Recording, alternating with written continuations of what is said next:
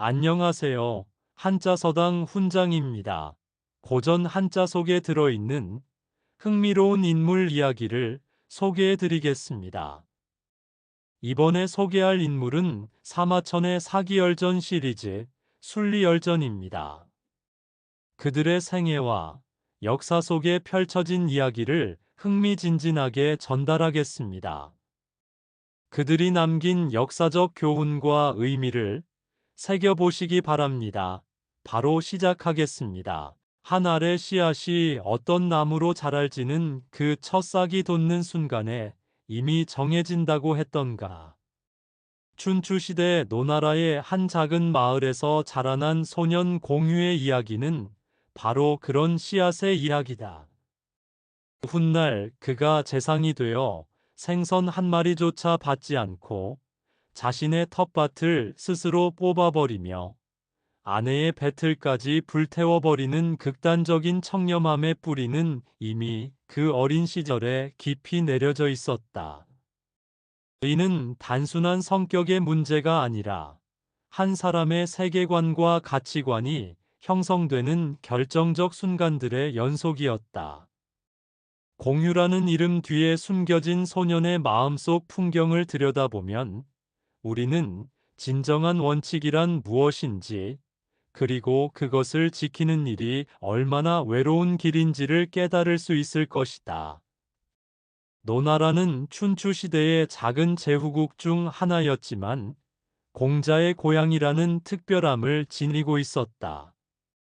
예의와 문화를 중시하는 전통이 깊이 뿌리내린 이 땅에서 공유의 집안은 그리 높지도 낮지도 않은 중간 정도의 사족이었다.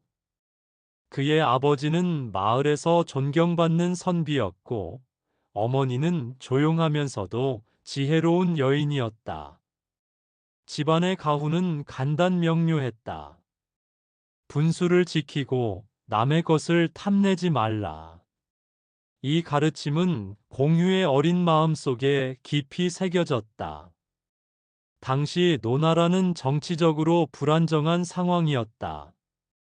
춘추시대 특유의 혼란 속에서 강대국들의 세력 다툼에 휘말려 있었고, 나라 안에서도 귀족들 간의 권력 투쟁이 끊이지 않았다. 이런 시대적 배경 속에서 백성들의 삶은 늘 불안했고, 관리들의 부정부패는 일상적인 일이었다.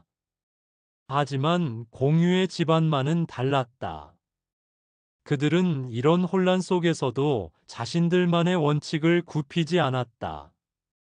어린 공유는 또래 아이들과는 조금 달랐다. 다른 아이들이 떠들고 뛰어놀 때 그는 조용히 한 구석에서 어른들의 이야기에 귀를 기울이곤 했다. 특히 아버지와 마을 어른들이 나누는 정치와 도덕에 관한 이야기에 깊은 관심을 보였다. 요즘 관리들이 어찌 그리 탐욕스러운지 모르겠어. 백성들의 고열을 짜내서 자신들만 살찌우고 있으니. 이런 세상에서 우리 아이들이 어떻게 자라날지 걱정이야. 이런 이야기들을 들으며 공유는 무언가 깊이 생각하는 표정을 지었다. 그의 눈빛에는 또래 아이들에게서는 찾아보기 힘든 진지함이 있었다. 어머니는 때로 그런 아들이 걱정스러웠다. 다른 아이들처럼 좀 더 밝고 활발했으면 좋겠는데. 하지만 아버지는 달랐다. 저 아이는 남다른 구석이 있어. 훗날 큰일을 할 것 같다는 생각이 든다. 공유가 10살 무렵 가을 추수가 끝난 후 마을에서는 풍년제를 열었다. 마을 사람들이 모두 모여 한 해의 수고를 치하하고 함께 기쁨을 나누는 소중한 시간이었다. 이날 가장 기다려지는 것은 아이들에게 나누어 주는 특별한 선물이었다. 마을 어른들이 공동으로 마련한 과일과 과자, 그리고 작은 장난감들이었다. 아이들은 이 선물을 받기 위해 이른 아침부터 마을 광장에 모여들었다. 올해는 특히 풍년이었던 탓에 선물도 풍성했다. 탐스러운 감, 달콤한 대추, 고소한 밤들이 큰 바구니에 가득 담겨 있었다. 마을의 원로인 김노인이 아이들을 불러 모았다. 자, 얘들아, 올해도 하늘의 은혜로 풍년을 맞았단다. 이 선물들을 나누어 가져라. 김노인의 말이 끝나기가 무섭게 아이들이 우르르 몰려들었다. 저마다 더 크고 좋은 것을 차지하려고 아우성이었다. 저것 좀 봐. 얼마나 큰지. 야, 그거 내 거야. 먼저 본 사람이 임자지. 아이들의 목소리가 광장을 가득 메웠다. 그런데 이상했다. 공유만은 그 소란 속에 끼지 않고 멀찍이 서서 바라보고 있었다. 다른 아이들의 어머니들이 자기 아이가 좋은 것을 더 많이 가져가도록 부추기는 동안 공유는 조용히 자리에서 일어나 뒷정리를 돕고 있었다. 한참 후에야 아이들의 소란이 가라앉았다. 바구니는 거의 비워져 있었고 남은 것은 작고 모양이 좋지 않은 것들 뿐이었다. 김노인이 공유를 바라보며 미안한 표정을 지었다. 공유야, 미안하구나. 너는 왜 앞에 나오지 않았니? 이제 좋은 것들은 다 없어졌구나. 공유는 환하게 웃으며 대답했다. 괜찮습니다, 할아버지. 제 몫은 이것들이에요. 그는 남은 작은 과일 몇 개를 조심스럽게 집어들었다. 비록 크기는 작았지만 그의 두 손에는 소중히 감싸 안겨져 있었다. 옆에서 지켜보던 마을 아이 중 하나가 의아해하며 물었다. 공휴야, 너 정말 괜찮겠니? 우리가 좋은 거 하나씩 나눠줄까? 공유는 고개를 저었다. 고마워, 하지만 필요 없어. 내 몫은 이것으로 충분해. 그의 목소리에는 전혀 아쉬움이나 원망이 담겨 있지 않았다. 오히려 만족스러운 미소를 띠고 있었다. 이 모습을 지켜보던 김노인은 깊은 생각에 잠겼다. 보통 아이들이라면 당연히 불만을 토로하거나 울음을 터뜨릴 법한 상황인데 이 소녀는 전혀 다른 반응을 보이고 있었다. 김노인은 공유를 조용한 곳으로 불렀다. 마을에서 가장 현명하다고 소문난 김노인은 오랫동안 관직에 몸담았던 경험이 있었고 사람을 보는 눈이 남달랐다. 공휴야, 할아버지가 궁금한 게 있단다. 너는 정말로 더 좋은 것을 원하지 않느냐? 다른 아이들처럼 큰 것, 좋은 것을 갖고 싶지 않니? 공유는 잠시 생각하더니 또렷한 목소리로 대답했다. 할아버지, 물론 좋은 것을 원하는 마음이 없다고 하면 거짓말이에요. 하지만 정해진 규칙을 어기면서까지 가져야 할 이유는 없다고 생각해요. 김노인의 눈빛이 예리해졌다. 규칙이라니? 무슨 규칙을 말하는 것이냐? 공유는 진지한 표정으로 설명했다. 할아버지께서 우리에게 차례대로 가져가라고 하셨잖아요. 그런데 다들 앞다투어 달려들었어요. 그건 옳지 않다고 생각해요. 그리고 그는 잠시 망설이다가 계속했다. 아버지께서 늘 말씀하셨죠.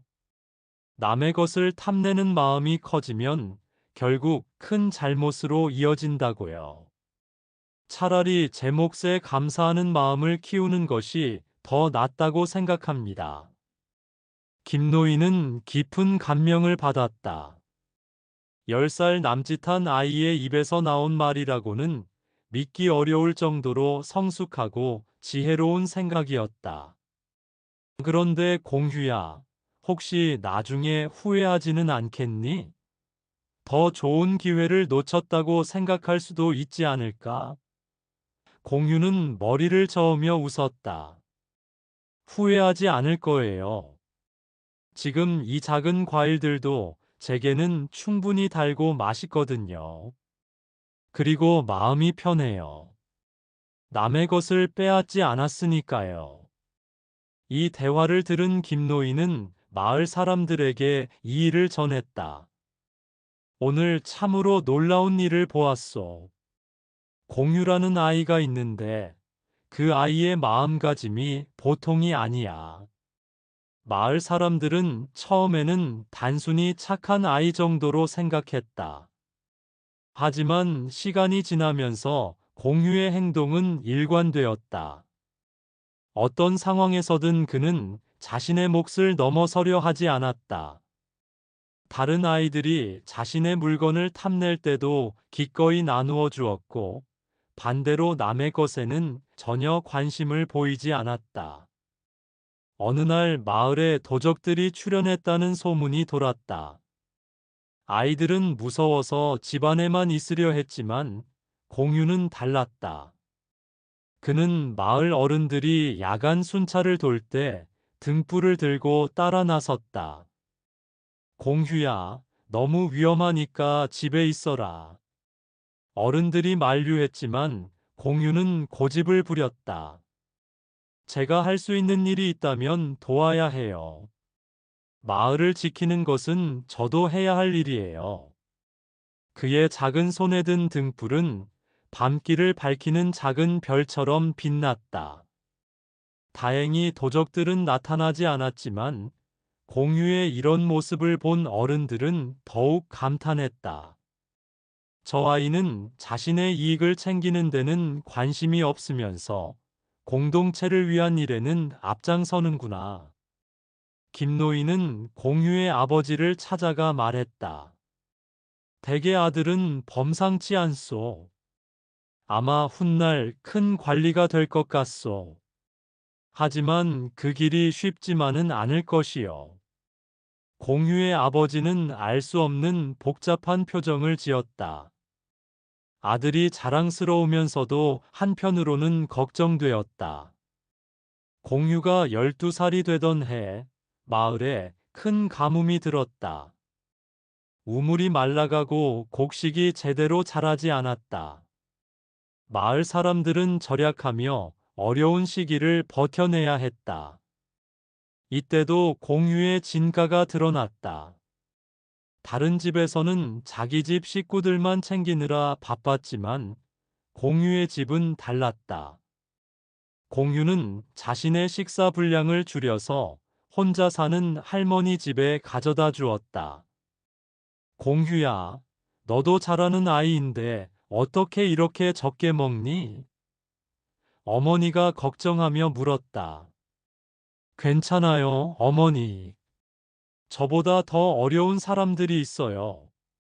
이런 일들이 거듭되면서 공유는 마을에서 작은 성인이라는 별명으로 불리게 되었다. 하지만 그 자신은 전혀 우쭐해하지 않았다. 오히려 더욱 겸손해졌다. 저는 당연한 일을 했을 뿐이에요. 칭찬받을 일이 아니라고 생각해요. 이런 그의 태도는 어른들을 더욱 감동시켰다. 김노인은 자주 다른 사람들에게 말했다. 공유 같은 아이가 자라서 나라를 다스린다면 이 세상이 얼마나 좋아질까. 하지만 공유의 원칙주의는 때로는 융통성 없는 고집으로 비치기도 했다. 한 번은 친한 친구가 다른 아이와 싸우게 되어 공유에게 도움을 요청했다. 공유야, 네가 나서서 말해줘. 내가 옳다고. 하지만 공유는 친구의 잘못을 지적했다. 네가 먼저 잘못했잖아. 내가 어떻게 거짓말을 할 수 있니? 친구는 서운해했지만 공유는 흔들리지 않았다. 그에게는 우정보다도 원칙이 더 중요했다. 이런 성격 때문에 때로는 외로워 보이기도 했지만 그는 후회하지 않았다. 시간이 흘러 공유가 청소년이 되어갈 무렵 노나라의 정치 상황은 더욱 복잡해졌다. 부패한 관리들이 늘어나고 백성들의 불만이 커져갔다. 이런 상황을 지켜보며 공유는 자신의 꿈을 키워갔다. 나는 훗날 관리가 되어서 올바른 정치를 하고 싶어. 그의 이런 포부를 들은 아버지는 깊은 한숨을 쉬었다. 아들아, 관리가 되는 것은 쉽지 않은 길이다. 특히 내가 생각하는 그런 올바른 관리가 되기는 더욱 어렵다. 하지만 공유의 의지는 확고했다. 어렵더라도 해야 할 일이라고 생각해요. 누군가는 해야 하지 않겠어요? 어린 시절부터 보여준 공유의 이런 성격과 가치관은 단순한 개인적 특성을 넘어서는 의미를 가지고 있었다. 그것은 혼란한 시대를 살아가는 한 사람의 원칙에 대한 신념이었고, 공동체에 대한 책임감이었다. 마을 사람들은 점점 더 공유를 특별한 아이로 바라보게 되었다. 그리고 많은 이들이 예언했다. 저 아이는 분명 훗날 큰일을 해낼 것이다. 그 예언이 얼마나 정확한 것인지는 시간이 지나면서 명확해질 터였다. 공유라는 씨앗 속에 담긴 청렴과 원칙의 싹은 이미 단단히 뿌리를 내리고 있었다. 마을에서 청렴과 봉사, 원칙에 따른 강직한 인물이라는 평판이 여러 고을로 퍼져나갔다.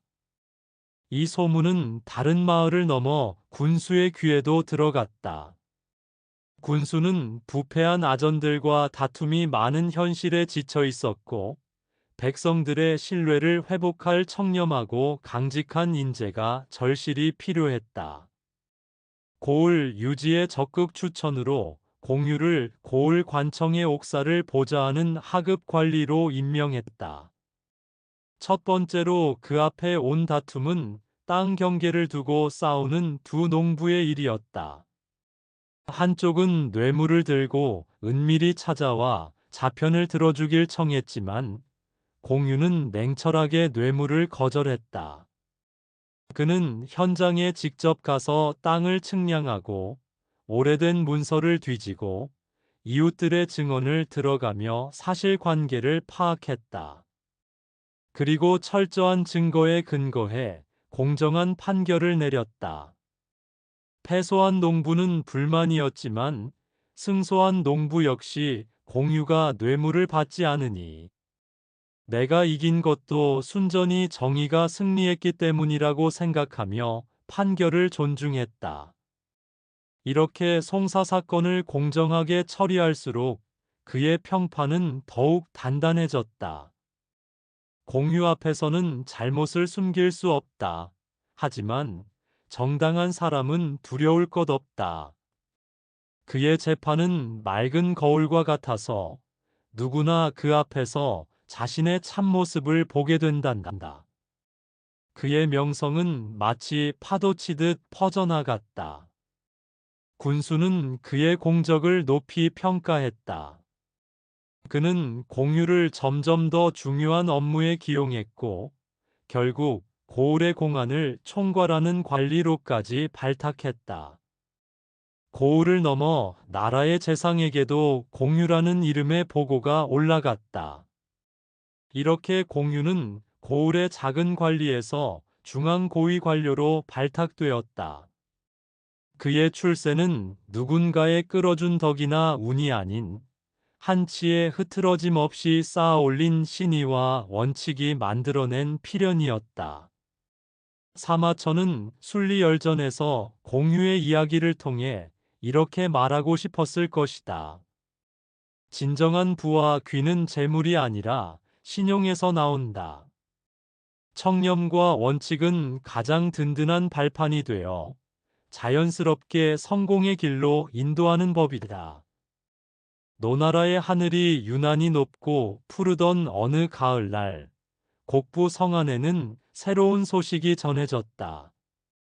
공유가 재상에 임명되었다는 것이었다. 성문 앞에서 곡식을 파는 상인들이 수군거렸고 시장의 아낙네들은 서로의 귀에 대고 속삭였다. 그 엄격하기로 소문난 공유가 재상이라니. 이제 관청도 달라지겠구나. 사람들의 눈빛에는 기대와 걱정이 뒤섞여 있었다. 공유는 그런 민심을 모르지 않았다. 재상부 관하로 향하는 길에 그는 깊은 생각에 잠겨 있었다. 권력이라는 것이 얼마나 사람을 변화시키는지 그는 지금까지 수많은 관리들을 보며 깨달았던 것이다.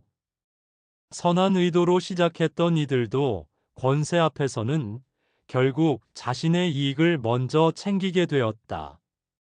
나는 다를 것인가? 공유는 스스로에게 물었다.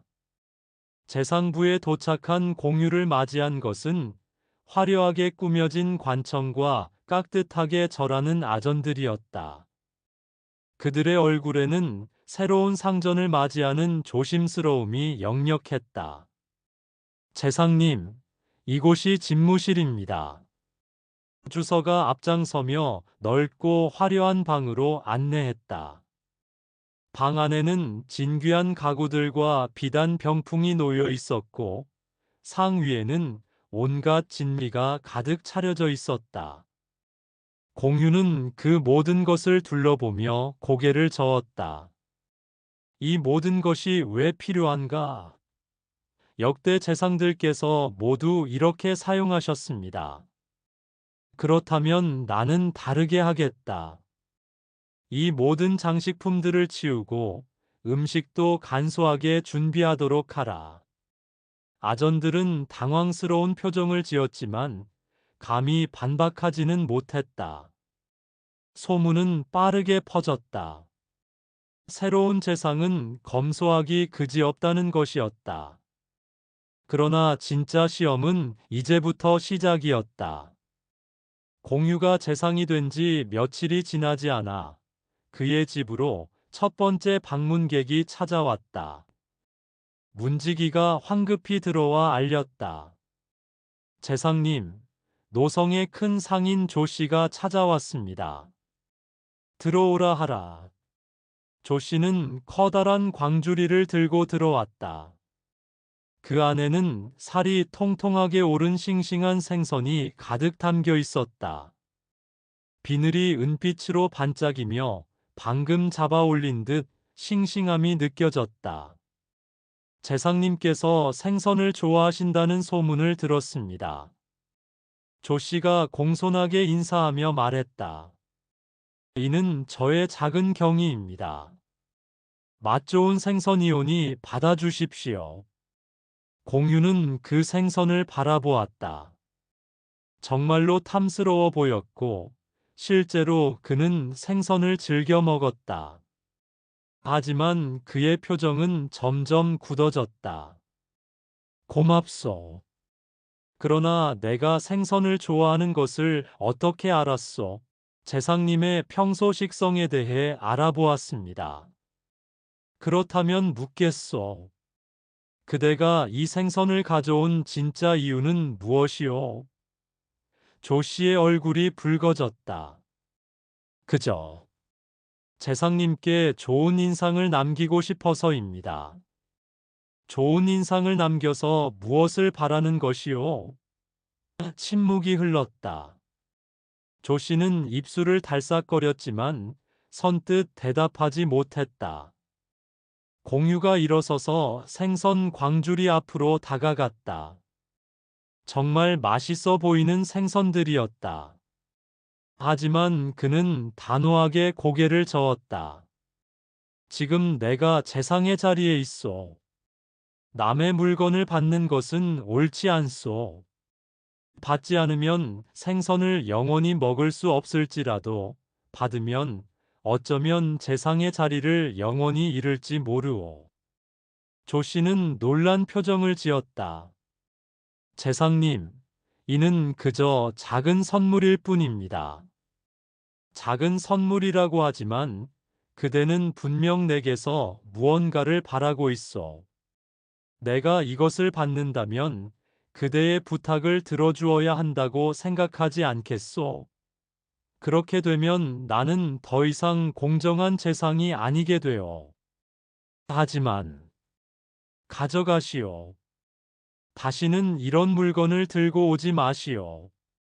공유의 목소리는 단호했지만 결코 화를 내는 것은 아니었다. 오히려 슬픔이 담겨 있었다. 조 씨는 어쩔 수 없이 생선 광주리를 들고 돌아갔다. 문을 나서면서 그는 중얼거렸다. 정말 이상한 재상이군. 생선 한 마리 받는 게 뭐가 문제라는 건가? 하지만 공유의 생각은 달랐다. 그는 창밖을 바라보며 깊이 생각했다. 작은 것부터 시작되는 법이다. 오늘 생선을 받으면 내일은 비단을, 모레는 금을 받게 될 것이다. 그렇게 되면 나는 백성을 위해 일하는 재상이 아니라 자신의 이익을 위해 일하는 탐관이 되고 말 것이다. 소문은 또다시 퍼졌다. 재상이 생선을 거절했다는 이야기였다. 어떤 이는 그를 고지식하다고 했고, 어떤 이는 현명하다고 했다. 하지만 대부분의 사람들은 의외라는 반응을 보였다. 지금까지 그런 관리를 본 적이 없었기 때문이다. 며칠 후, 공유의 집에 또 다른 방문객이 찾아왔다. 이번에는 노나라의 유력한 귀족인 맹씨였다. 그는 비단으로 싼 작은 상자를 들고 있었다. 재상님, 이번에는 먹을 것이 아닙니다. 맹씨가 웃으며 말했다. 보석도 아니고 금도 아닙니다. 그저 제가 직접 만든 작은 장신구일 뿐입니다. 상자를 열자 정교하게 만들어진 옥 장신구가 들어 있었다. 제가 손재주가 있어서 직접 만든 것입니다. 값진 것이 아니니 부담 없이 받으십시오. 공유는 그 장신구를 보았다. 정말 아름다웠고 정성이 느껴졌다. 하지만 그는 여전히 고개를 저었다. 정성은 고맙소. 하지만 받을 수 없소. 이번에는 왜 또 그러십니까? 이것은 정말 값진 것이 아닙니다. 값이 비싸고 싸고가 문제가 아니요. 내가 그대에게서 무언가를 받는다면 그대는 언젠가 나에게 무언가를 요구할 것이요. 그때 나는 공정하게 판단할 수 있겠소? 맹씨는 잠시 말을 잃었다. 재상님의 말씀이 옳습니다만 너무 엄격하신 것은 아닌지요? 엄격함이 아니라 원칙이요. 재상이 원칙 없이 어떻게 나라를 다스리겠소? 맹씨도 결국 빈손으로 돌아갔다. 그는 나오면서 고개를 저었다. 참으로 이해할 수 없는 재상이다. 세상에 저런 사람이 다 있단 말인가? 이런 일이 몇 번 반복되자 사람들은 공유에게 뇌물을 바치는 것을 포기하기 시작했다. 저 재상에게는 아무것도 통하지 않는다. 정말 고집불통이군. 하지만 공유는 만족했다. 적어도 외부의 유혹으로부터는 자유로워졌기 때문이다. 그러나 정작 더 큰 시험이 그를 기다리고 있었다. 어느 날 저녁, 공유는 집에서 저녁 식사를 하고 있었다. 그의 아내가 정성스럽게 차린 상에는 여러 가지 찬이 올라와 있었다. 그 중에서도 특히 눈에 띄는 것은 자신의 집 뜰에서 기른 채소들이었다. 무, 배추, 파 등이 싱싱하고 아름답게 익어 있었다. 이 채소들이 참 잘 자랐군. 공유가 물을 집어들며 말했다. 정말 맛도 좋고 모양도 훌륭하다. 제가 정성껏 가꾼 것입니다. 아내가 뿌듯해하며 대답했다. 올해는 특히 잘 자라서 이웃들도 부러워합니다. 공유는 그 물을 천천히 씹어보았다. 정말 달고 아삭아삭했다. 하지만 그의 표정이 점점 어두워졌다. 여보, 이 채소들을 모두 뽑아야겠어. 왜 그러십니까? 아내가 놀란 표정을 지었다.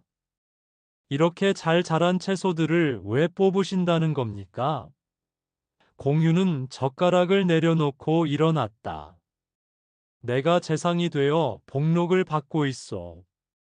그런데 어찌 농부와 여인의 이익을 빼앗을 수 있겠소? 무슨 말씀이신지 모르겠습니다. 생각해 보시오. 우리가 집에서 채소를 기르면 그만큼 시장에서 채소를 파는 사람들의 생계에 영향을 주는 것 아니겠소? 나는 이미 나라에서 충분한 복록을 받고 있는데 왜 또 다른 이익을 취해야 하겠소? 아내는 이해할 수 없다는 표정을 지었다. 하지만 이것은 우리가 먹을 것을 기른 것일 뿐입니다. 그렇다 하더라도 마찬가지요. 원칙은 원칙이요. 공유는 밖으로 나가서 직접 채소들을 뽑기 시작했다. 아내는 그를 말리려 했지만 그의 의지는 확고했다.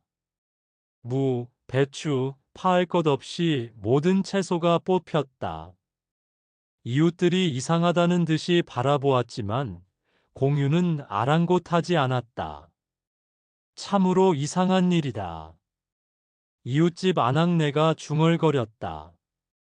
채소를 뽑아버리다니. 하지만 공유의 시선은 이미 다른 곳으로 향해 있었다. 집 안에서 들려오는 배틀 소리가 그의 귀에 들어왔다. 한바탕 야채 소동이 난 후 아내는 속이 상해 배틀방으로 들어갔다. 아내가 부지런히 배를 짜고 있는 소리였다. 그는 집 안으로 들어갔다. 아내는 배틀 앞에 앉아 정성스럽게 배를 짜고 있었다. 그녀의 손놀림은 능숙했고 짜여져 나오는 배의 질도 훌륭했다. 이 배도 참 잘 짜고 있구려. 공유가 배를 만져보며 말했다. 질도 좋고 무늬도 아름답소. 아내는 채소사태 감정이 남아 쳐다보고만 있었다. 이것은 내 노력으로 짠 것이니 시장에 내다 팔려고 합니다. 순간 공유의 얼굴이 붉어졌다. 왜 그러십니까? 이것도 안 돼요. 공유가 갑자기 소리쳤다. 내가 이미 복록을 받는데 어찌 다시 장사하여 이익을 취해 백성의 생계를 방해하겠소? 여보, 이것은 안 된다고 했소. 공유는 배틀로 다가가서 그것을 들어올렸다. 아내가 놀라서 말렸지만 소용없었다. 그는 배틀을 마당으로 가져나가서 불을 질렀다. 아내가 정성껏 짠 배도 모두 태워버렸다. 아, 아내가 울부짖었다. 왜 이러십니까? 제가 무슨 잘못을 했다고? 잘못이 아니요. 원칙의 문제요. 공유의 목소리도 떨리고 있었다. 내가 재상이 되어 나라의 일을 돌보는 사람인데 어찌 백성들과 이익을 다투겠소? 배를 팔아 돈을 벌면 그만큼 다른 배 파는 사람들이 손해를 보는 것 아니겠소? 하지만 이것은 제가 손수 만든 것입니다. 그렇다 하더라도 마찬가지요. 나는 백성들의 모범이 되어야 하오. 만약 재상이 장사를 한다면 다른 관리들도 따라서 장사를 할 것이요. 그러면 관리들이 본분을 잊고 이익만 추구하게 되지 않겠소? 아내는 더 이상 말할 수 없었다. 그녀는 울음을 터뜨렸다. 이런 식으로 사는 것이 사는 것입니까? 우리는 그럼 무엇으로 살아가란 말입니까? 복록으로 충분히 살 수 있어. 하지만 저는 이해할 수 없습니다. 왜 이렇게까지 해야 하는지. 아내의 울음소리가 온 집안에 울려 퍼졌다. 하인들도 무서워하며 숨죽이고 있었다. 공유도 마음이 아팠다. 하지만 그는 물러설 수 없었다. 당신이 이해하지 못한다면 어쩔 수 없어. 하지만 나는 내 신념을 버릴 수 없어. 아내는 그날 밤 짐을 쌌다. 저는 더 이상 이런 생활을 할 수 없습니다. 가시오. 하지만 언젠가는 내 뜻을 이해하게 될 것이요. 아내가 집을 떠나던 날, 온 곡부 성이 술렁이었다. 재상의 아내가 남편 때문에 집을 나갔다는 소문이 퍼진 것이다. 정말 이상한 재상이다. 아내까지 쫓아내면서 지킬 원칙이 무엇인가? 사람들은 혀를 찼다. 하지만 공유는 흔들리지 않았다. 그는 혼자 남은 집에서 홀로 식사를 하며 생각했다. 외롭긴 하다. 하지만 이것이 옳은 길이다. 며칠 후 재상부에서도 변화가 일어나기 시작했다. 다른 관리들이 공유의 이런 행동을 보고 스스로를 돌아보기 시작한 것이다. 우리도 너무 사치스럽게 살고 있는 것은 아닐까? 재상님께서 저렇게 사시는데 우리가 이래도 되는 건가? 점점 더 많은 관리들이 자신들의 생활을 돌아보기 시작했다. 뇌물을 받던 관리들도 조심스러워했고, 사치스러운 생활을 하던 이들도 검소함을 생각하게 되었다. 공유의 영향력은 생각보다 컸다. 그의 극단적인 청렴함이 다른 관리들에게 부끄러움을 주었고, 결국 전체 관청의 기풍이 바뀌기 시작했다. 하지만 공유 자신은 여전히 외로웠다. 집에 혼자 앉아 저녁을 먹을 때면 아내가 생각났고, 뜰에 아무것도 자라지 않는 텅 빈 밭을 볼 때면 쓸쓸함이 밀려왔다. 이것이 과연 옳은 일인가? 가끔 그런 생각도 들었다. 하지만 매번 그는 고개를 저었다. 옳고 그름의 문제가 아니다. 원칙의 문제다. 재상이 원칙을 지키지 않으면 누가 지키겠는가? 어느 날 밤, 공유는 촛불을 켜고 혼자 앉아 있었다. 바람이 불어 촛불이 흔들렸다. 마치 자신의 마음처럼 불안하게 흔들리는 촛불을 보며 그는 생각했다. 나는 지금 무엇을 위해 이렇게 살고 있는가? 백성을 위해서인가? 아니면 나 자신의 신념을 위해서인가? 하지만 답은 명확했다. 백성을 위해서였다. 재상이 사사로운 이익을 추구한다면 나라가 어떻게 되겠는가? 관리들이 모두 자신의 이익만 챙긴다면 백성들은 누가 돌볼 것인가? 그렇다. 이것이 옳은 길이다. 공유는 다시 한번 자신의 신념을 확인했다. 비록 외롭고 어려운 길이지만 이것이 재상으로서 가야 할 길이었다. 며칠 후 또 다른 소문이 퍼졌다. 재상이 하인들에게도 엄격한 규칙을 적용한다는 것이었다. 하인들이 시장에서 물건을 살 때도 정확한 값을 치르도록 했고, 조금이라도 덤을 받는 것을 금지했다는 것이다. 재상님, 이것은 너무 지나치신 것 아닙니까? 오랫동안 모시던 늙은 하인이 용기를 내어 말했다. 시장에서 덤을 주는 것은 예전부터 있던 관습입니다. 관습이라고 해서 다 옳은 것은 아니요. 공유가 대답했다.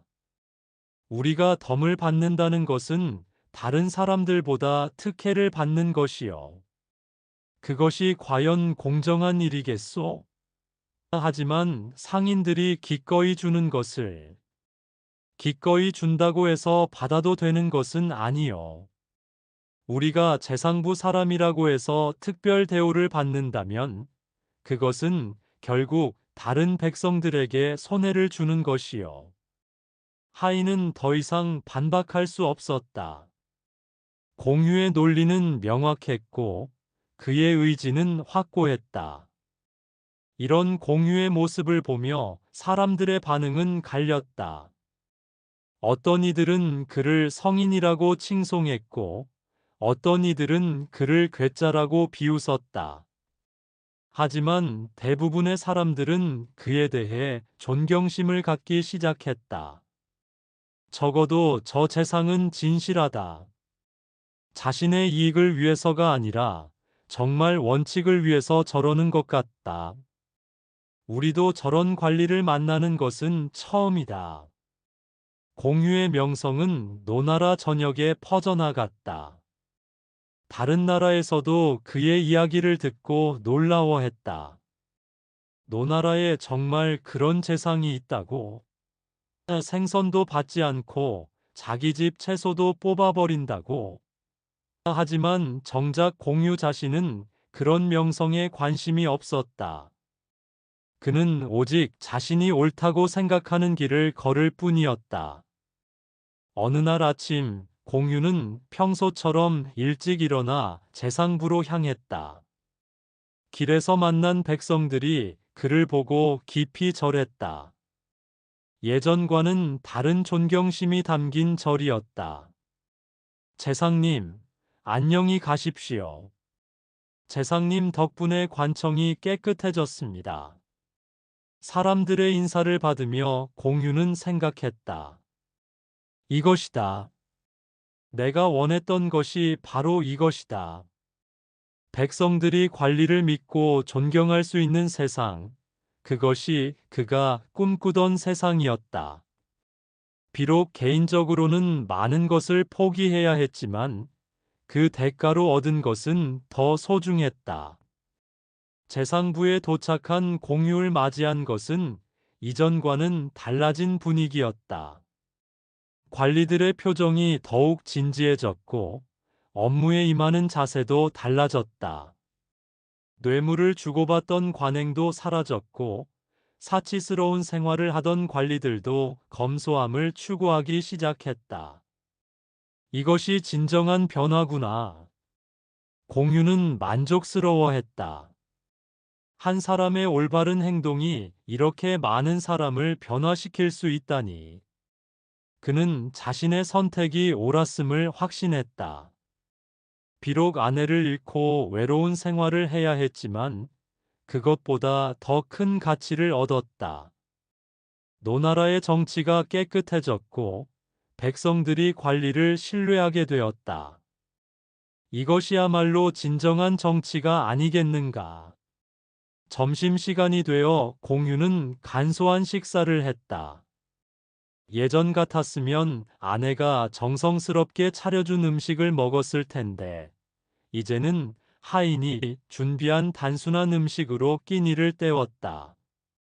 하지만 그는 불만이 없었다. 배가 부르면 된 것이다. 그는 생각했다. 음식의 맛보다는 마음의 평안이 더 중요하다. 오후에는 백성들의 민원을 들었다. 예전에는 뇌물을 바치는 사람들의 일만 우선적으로 처리되었지만 이제는 모든 민원이 공정하게 처리되었다. 가난한 농부의 호소도 부유한 상인의 요청도 동등하게 취급되었다. 재상님, 정말 감사합니다. 한 농부가 눈물을 글썽이며 말했다. 저 같은 가난한 사람의 말도 들어주시다니.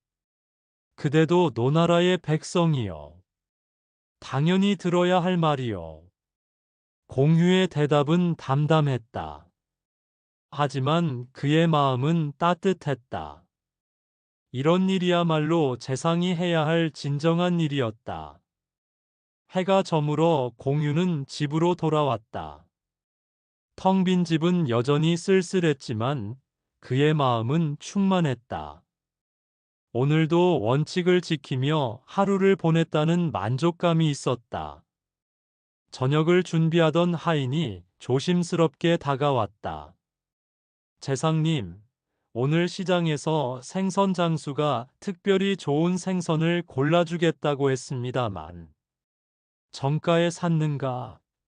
예, 정확히 정가에 샀습니다. 그렇다면 좋소. 하지만 앞으로는 특별히 고른 것보다는 평범한 것을 사오시오. 우리가 특별 대우를 받을 이유는 없소. 하인은 고개를 끄덕였다. 처음에는 이해하기 어려웠지만 이제는 재상의 뜻을 알 것 같았다. 모든 것을 공정하게, 특혜 없이 살아가려는 것이었다. 공유는 홀로 저녁을 먹으며 하루를 되돌아보았다. 아침에 만난 농부의 감사 인사, 오후에 처리한 공정한 민원들, 그리고 변화하고 있는 관청의 모습들. 이 모든 것이 자신의 선택이 옳았음을 증명해 주었다. 아내여. 그는 혼잣말로 중얼거렸다. 당신이 이해하지 못한다고 했지만 언젠가는 알게 될 것이요. 내가 왜 이런 길을 선택했는지를. 밤이 깊어가자 공유는 책을 펼쳤다. 성현들의 가르침을 읽으며 자신의 행동을 점검하는 것이 그의 일과였다. 군자는 의로움에 밝고 소인은 이익에 밝다. 공자의 말씀이 마음에 와 닿았다. 이익보다는 의리를, 사사로운 욕심보다는 공공의 선을 추구해야 한다는 가르침이었다. 나는 지금 의를 실천하고 있는가?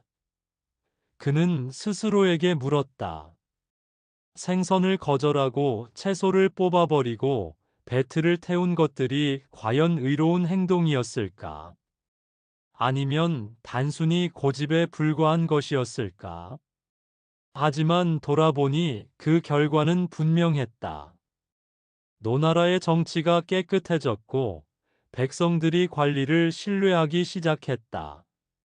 이것만으로도 충분한 답이었다.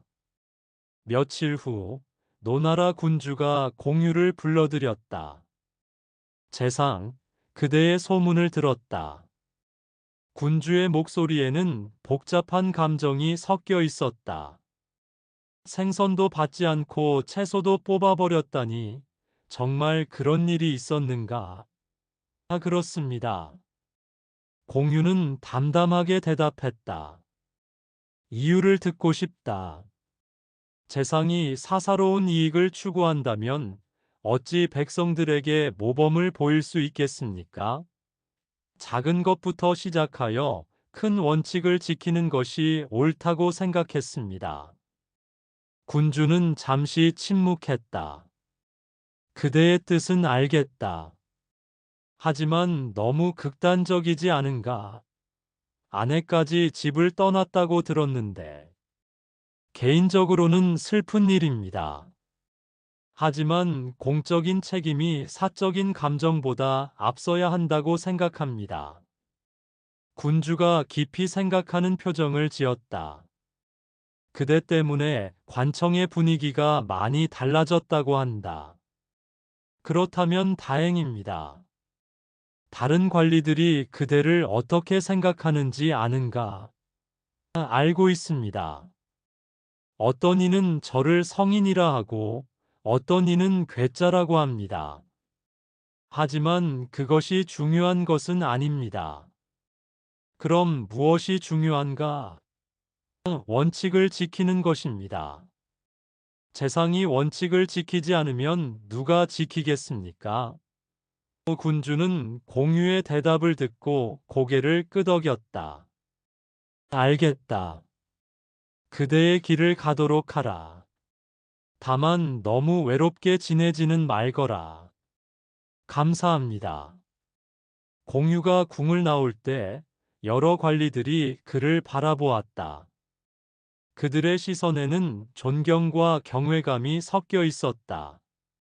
누구도 감히 공유와 같은 길을 걸을 용기는 없었지만 모두가 그의 올바름을 인정하고 있었다. 시간이 흘러 공유의 청렴한 정치는 노나라 전체에 좋은 영향을 미쳤다.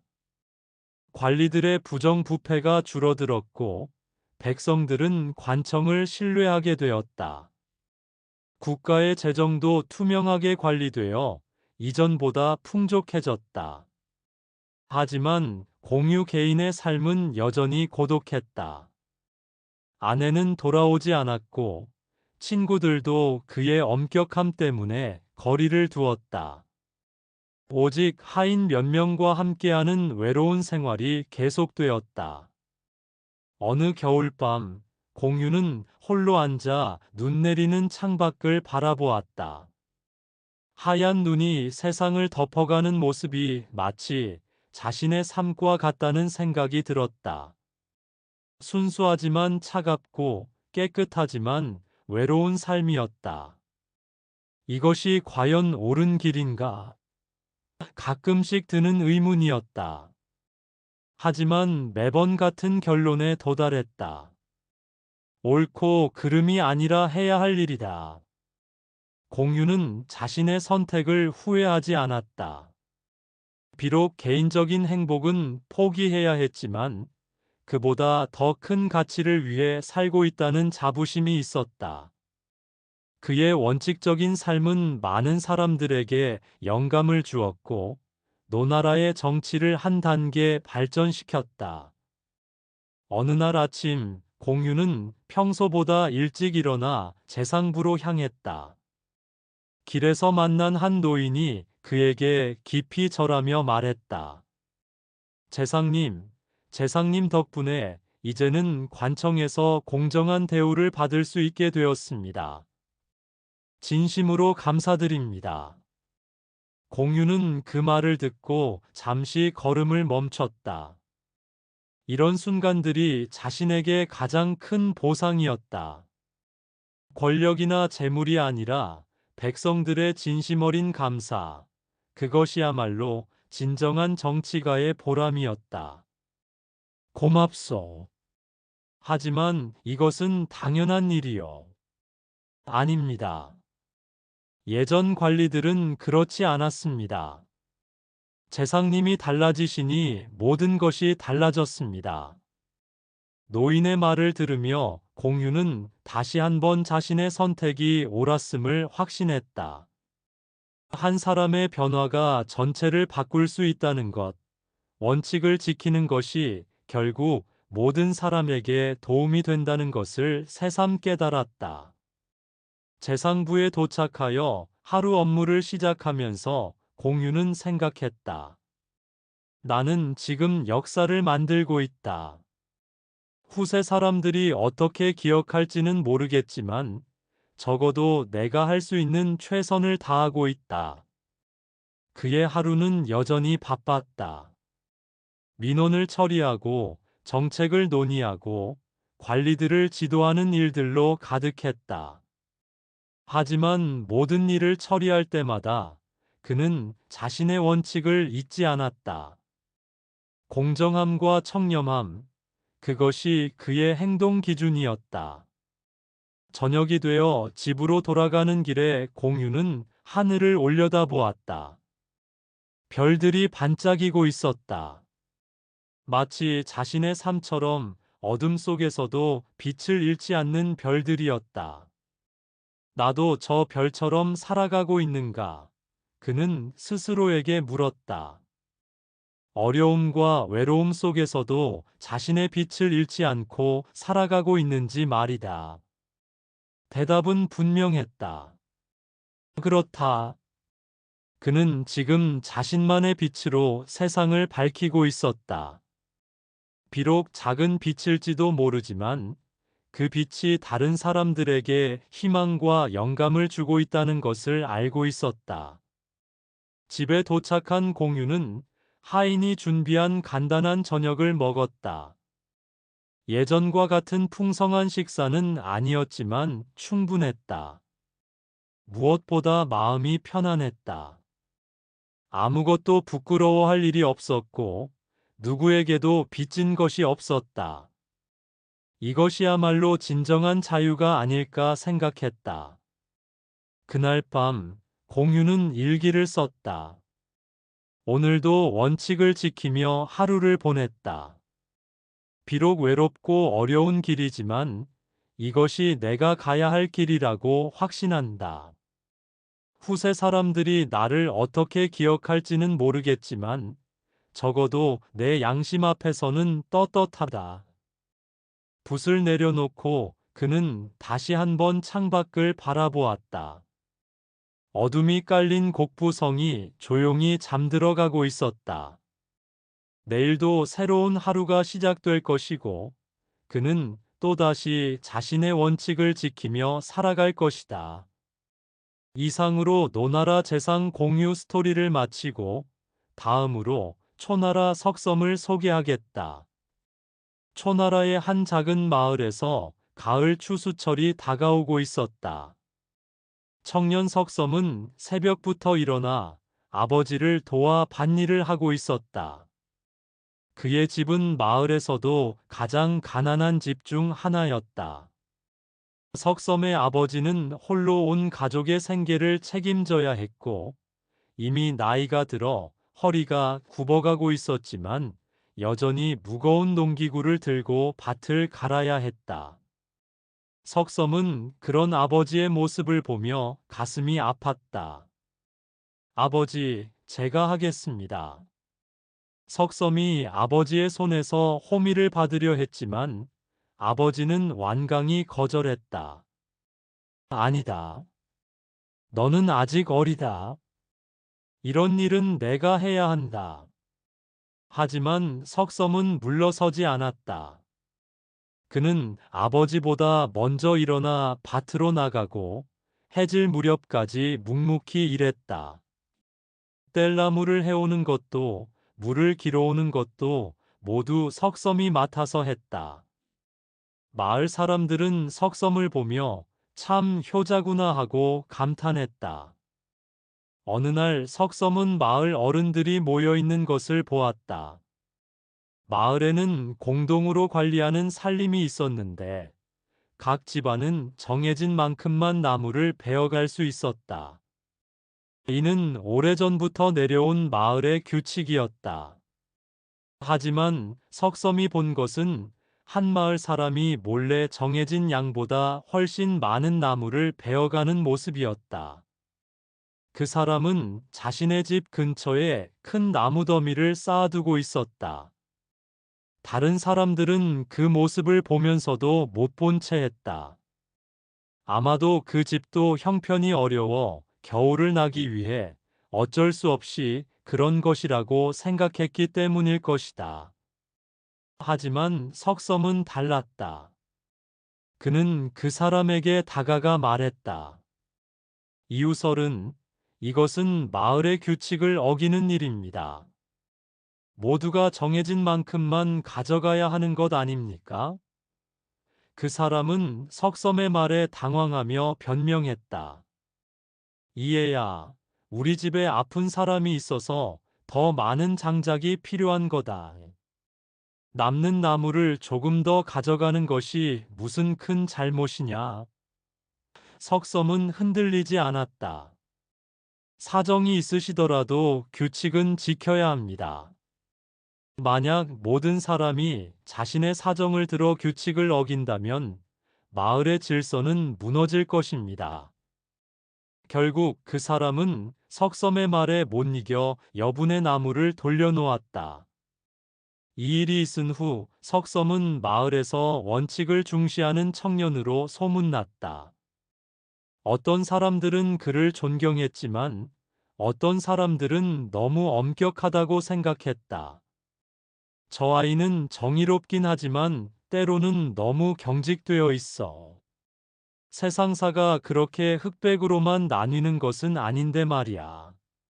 하지만 석섬은 자신의 신념을 굽히지 않았다. 그에게는 옳고 그름의 기준이 명확했고 그 기준을 어기는 것은 용납할 수 없는 일이었다. 그런 어느 날 일이 벌어졌다. 석섬이 밭에서 일을 마치고 돌아오는 길에 마을의 공동 우물가를 지나가게 되었다. 이 우물 역시 마을 사람들이 함께 사용하는 것으로 각 집안은 하루에 정해진 양만큼만 물을 기를 수 있었다. 가뭄이 계속되어 우물의 물이 줄어든 상황에서 더욱 엄격히 지켜져야 하는 규칙이었다. 그런데 석섬이 우물가에 도착했을 때 그는 충격적인 광경을 목격했다. 자신의 아버지가 몰래 커다란 물동이를 들고 물을 깃고 있는 것이었다. 그것도 평소보다 훨씬 많은 양이었다. 석섬은 그 자리에서 얼어붙었다. 자신이 그토록 엄격하게 지켜온 원칙을 다른 사람에게는 그토록 강하게 요구했던 그 규칙을 자신의 아버지가 어기고 있었던 것이다. 아버지는 석섬을 보자 당황한 듯 멈춰 섰다. 석섬아. 아버지의 목소리에는 미안함과 절망이 섞여 있었다. 집에 물이 떨어져서 내 어머니가 아프신데 물이 없으면 약도 다릴 수 없고. 석섬은 아버지의 말을 들으며 가슴이 찢어지는 듯 했다. 아버지의 처지를 모르는 바가 아니었다. 집안 형편이 어려워 어머니의 병을 제대로 돌볼 수도 없는 상황에서 아버지가 얼마나 절박한 마음으로 이런 일을 했는지 충분히 이해할 수 있었다. 하지만 동시에 석섬의 마음속에는 또 다른 목소리가 들려왔다. 규칙은 모든 사람에게 공평하게 적용되어야 하는 것 아닌가? 내가 다른 사람에게는 그토록 엄격하게 요구했던 그 원칙을 내 아버지라고 해서 예외로 둘 수 있는 것인가? 석섬은 깊은 고민에 빠졌다. 아버지를 사랑하는 마음과 정의를 추구하는 마음이 격렬하게 충돌했다. 결국 석섬은 아무 말도 하지 못했다. 그는 그저 고개를 숙이고 아버지와 함께 집으로 돌아갔다. 그 길에서 두 사람은 한마디 말도 나누지 않았다. 석섬의 마음속에는 말로 표현할 수 없는 괴로움이 가득했다. 며칠 후 마을에서 또 다른 일이 벌어졌다. 한 마을 사람이 석섬에게 다가와 말했다. 석섬아, 너는 평소에 마을의 규칙을 그토록 엄격하게 지켜야 한다고 했지 않느냐? 그런데 내 아버지가 우물에서 물을 더 많이 길어가시는 것을 보았는데 어떻게 생각하느냐? 석섬은 그 말을 들으며 온몸이 얼어붙는 것을 느꼈다. 그는 한참을 고민한 후 대답했다. 저도 그것이 옳지 않다는 것을 압니다. 하지만 아버지의 어려운 처지를 외면할 수도 없습니다. 규칙은 지켜져야 하지만 때로는 사람의 정도 고려해야 하는 것 아닐까요? 그 사람은 석섬의 대답을 듣고 비웃음을 지었다. 그래. 그렇다면 앞으로는 다른 사람들에게도 그렇게 너그럽게 대해주기 바란다. 내가 예전에 나무 많이 가져간 사람을 혼낸 것처럼 내 아버지도 똑같이 대해야 하는 것 아니냐? 석섬은 그 말에 아무 대답도 할 수 없었다. 그의 마음속에는 깊은 혼란과 갈등이 자리 잡았다. 그는 자신이 얼마나 모순된 존재인지를 깨달았다. 다른 사람에게는 원칙을 강요하면서 자신의 가족에게는 관대한 자신을 발견한 것이다. 이런 자신이 과연 정의롭다고 할 수 있을까? 하지만 그렇다고 해서 아버지를 고발하거나 비난할 수는 없었다. 아버지는 자신을 키워주고 사랑해준 소중한 존재였고, 그의 어려운 처지를 누구보다 잘 알고 있었기 때문이다. 그런 고민과 갈등을 안고 살던 석섬에게 전환점이 찾아왔다. 마을에서 일어난 한 살인 사건 때문이었다. 이웃 마을 사람이 죽임을 당했는데 범인을 찾을 수 없어 현지 관리들이 애를 먹고 있었다. 석섬은 자신만의 세밀한 관찰력과 논리적 사고로 사건의 실마리를 찾아내 진범을 밝혀냈다. 이 일이 소문나면서 석섬의 재능이 군현 관리의 눈에 띄었다. 관리는 석섬을 천거하여 작은 현의 이리직을 맡게 해주었다. 석섬은 그곳에서도 공정하고 치밀한 재판으로 명성을 얻었다. 그의 판결은 언제나 정확했고 억울한 사람이 없었다. 하지만 동시에 지나치게 엄격하다는 평가도 받았다. 석섬은 작은 잘못도 용서하지 않았고 정해진 법을 어기는 것을 절대 묵과하지 않았다. 몇 년 후 석섬의 능력은 더 높은 곳까지 알려졌다. 초소왕이 직접 그를 불러들여 중앙관직에 등용했다.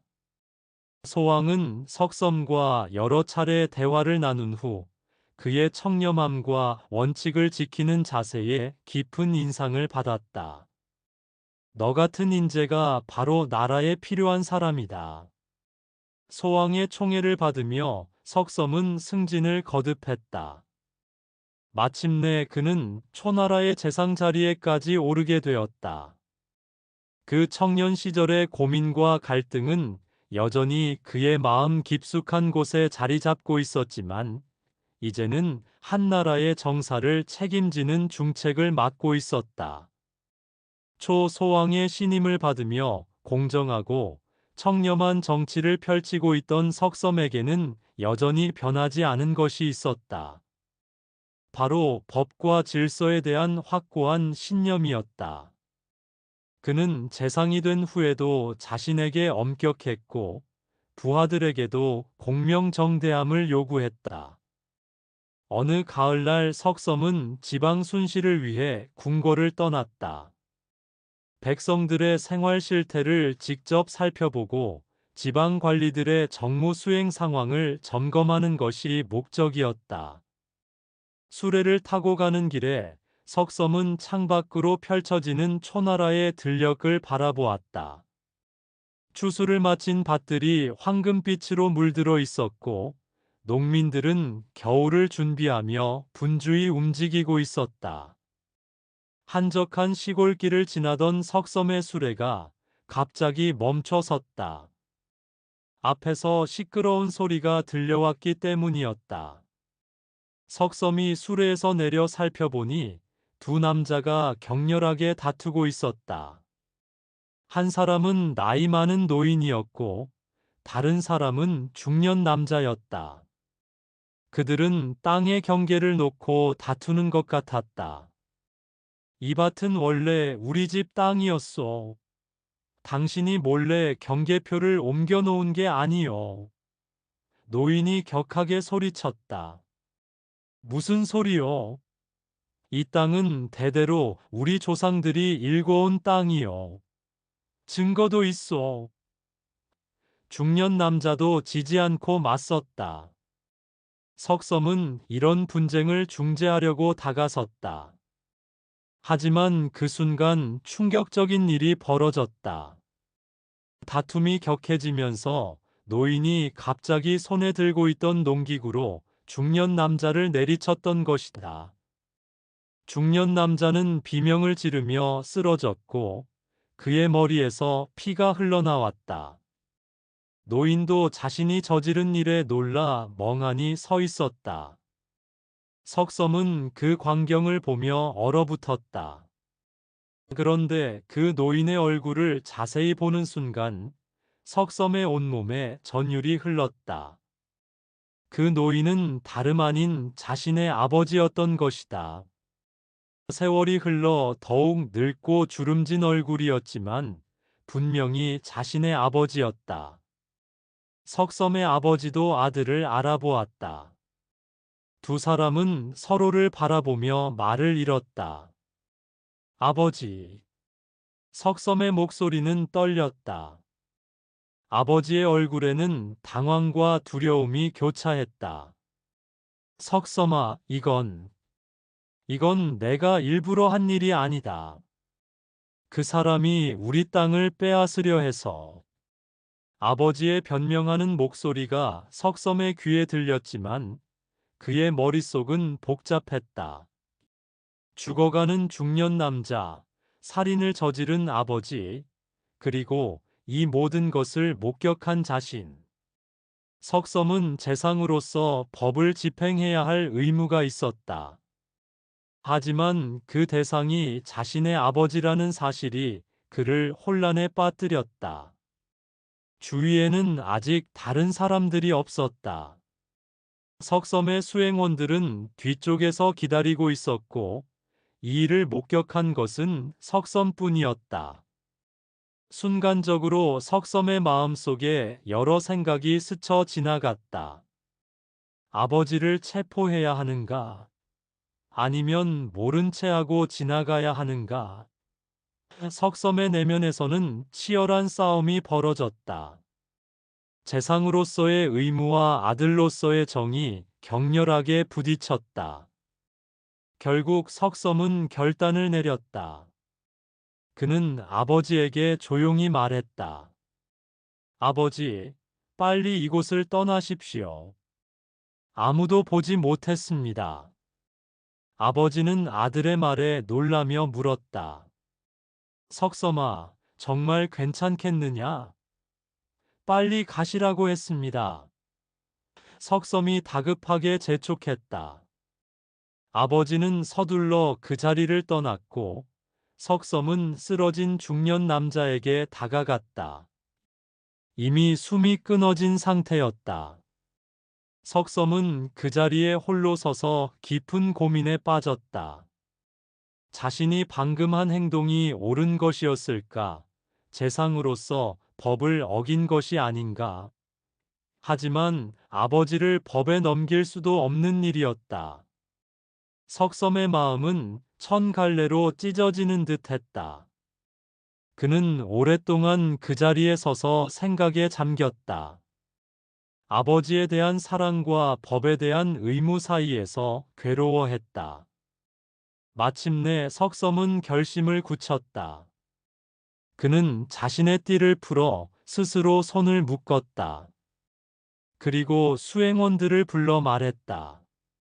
이곳에서 살인 사건이 일어났다. 시신을 수습하고 나를 결박하여 궁궐로 호송하라. 수행원들은 갑작스러운 석섬의 명령에 당황했다. 재상님, 무슨 일입니까? 왜 스스로를 결박하시는 것입니까? 묻지 말고 명령대로 하라. 나는 왕께 보고할 일이 있다. 석섬의 목소리는 단호했다. 수행원들은 영문을 모르면서도 석섬의 명령을 따를 수밖에 없었다. 며칠 후 석섬은 결박된 채로 초소왕 앞에 끌려 나왔다. 소왕은 자신의 가장 신이 많은 재상이 이런 모습으로 나타난 것을 보고 크게 놀랐다. 석섬, 이게 도대체 무슨 일이냐?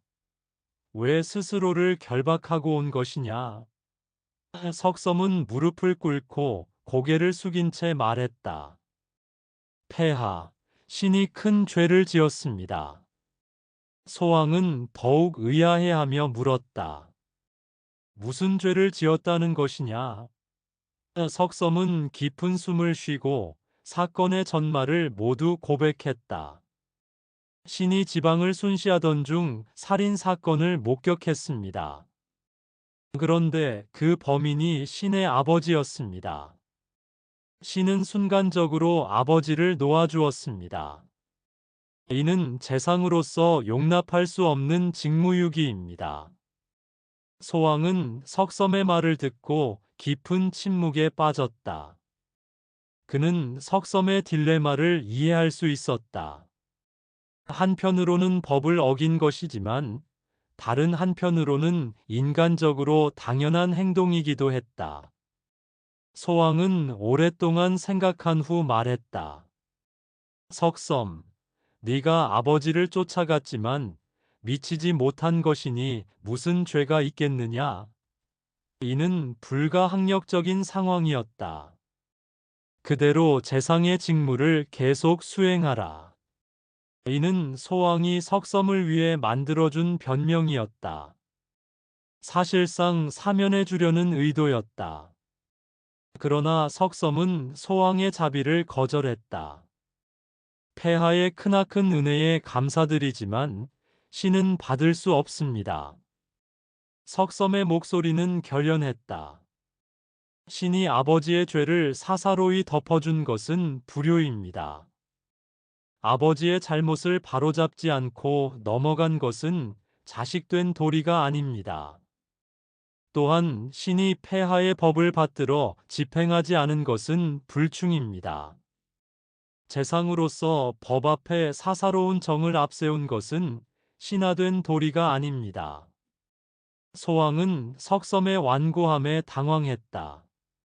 석섬아, 네가 그렇게 엄격하게 생각할 필요는 없다. 인간이라면 누구나 그런 상황에서는 똑같이 행동했을 것이다. 석섬은 고개를 저으며 계속 말했다. 폐하께서 신의 죄를 사면해 주시는 것은 위대한 은덕이옵니다. 하지만 신의 죄는 마땅히 죽음으로써 갚아야 할 죄입니다. 자식으로서 아버지를 체포할 수 없었고 신하로서 군주의 법을 어겼습니다. 이렇게 충과 효를 모두 저버린 자가 어떻게 살아남을 수 있겠습니까? 석섬의 눈에는 깊은 절망과 함께 굳은 결의가 서려 있었다. 그는 자신이 선택할 수 있는 길이 하나뿐임을 깨달았다. 소왕은 석섬을 설득하려 애썼다. 석섬, 네가 죽으면 나라가 큰 인재를 잃게 된다. 내 같은 충신을 어디서 구할 수 있겠느냐? 이 일은 내가 명령으로 잊어버리라. 다시는 이런 말을 하지 말라. 하지만 석섬의 마음은 이미 정해져 있었다. 폐하, 신은 이미 결심했습니다. 효와 충을 모두 완전하게 이룰 수 없는 자는 이 세상에 살 자격이 없습니다. 아버지를 사랑하는 마음 때문에 법을 어겼다면 그것은 진정한 효도도 진정한 충성도 아닙니다. 석섬은 마지막으로 소왕에게 절을 올렸다. 폐하의 은혜를 저버리게 되어 죄송하옵니다. 하지만 이것이 신이 할 수 있는 유일한 길입니다. 그 말을 마친 석섬은 허리춤에서 단검을 뽑아 자신의 목을 그었다. 피가 솟구치며 석섬은 그 자리에 쓰러졌다. 소왕은 석섬의 갑작스러운 자결에 충격을 받아 크게 소리쳤다. 석섬아! 하지만 이미 늦었다. 석섬은 충과 효 사이에서 괴로워하다 스스로 목숨을 끊음으로써 자신만의 방식으로 그 모순을 해결한 것이다. 소왕은 석섬의 시신을 붙들고 통곡했다. 과인이 좋은 신하를 잃었구나. 석섬의 죽음은 궁궐뿐만 아니라 온 나라에 큰 충격을 주었다. 사람들은 충과 효 사이에서 고뇌하다 스스로 목숨을 끊은 석섬의 이야기를 전하며 그의 고결한 뜻을 기렸다.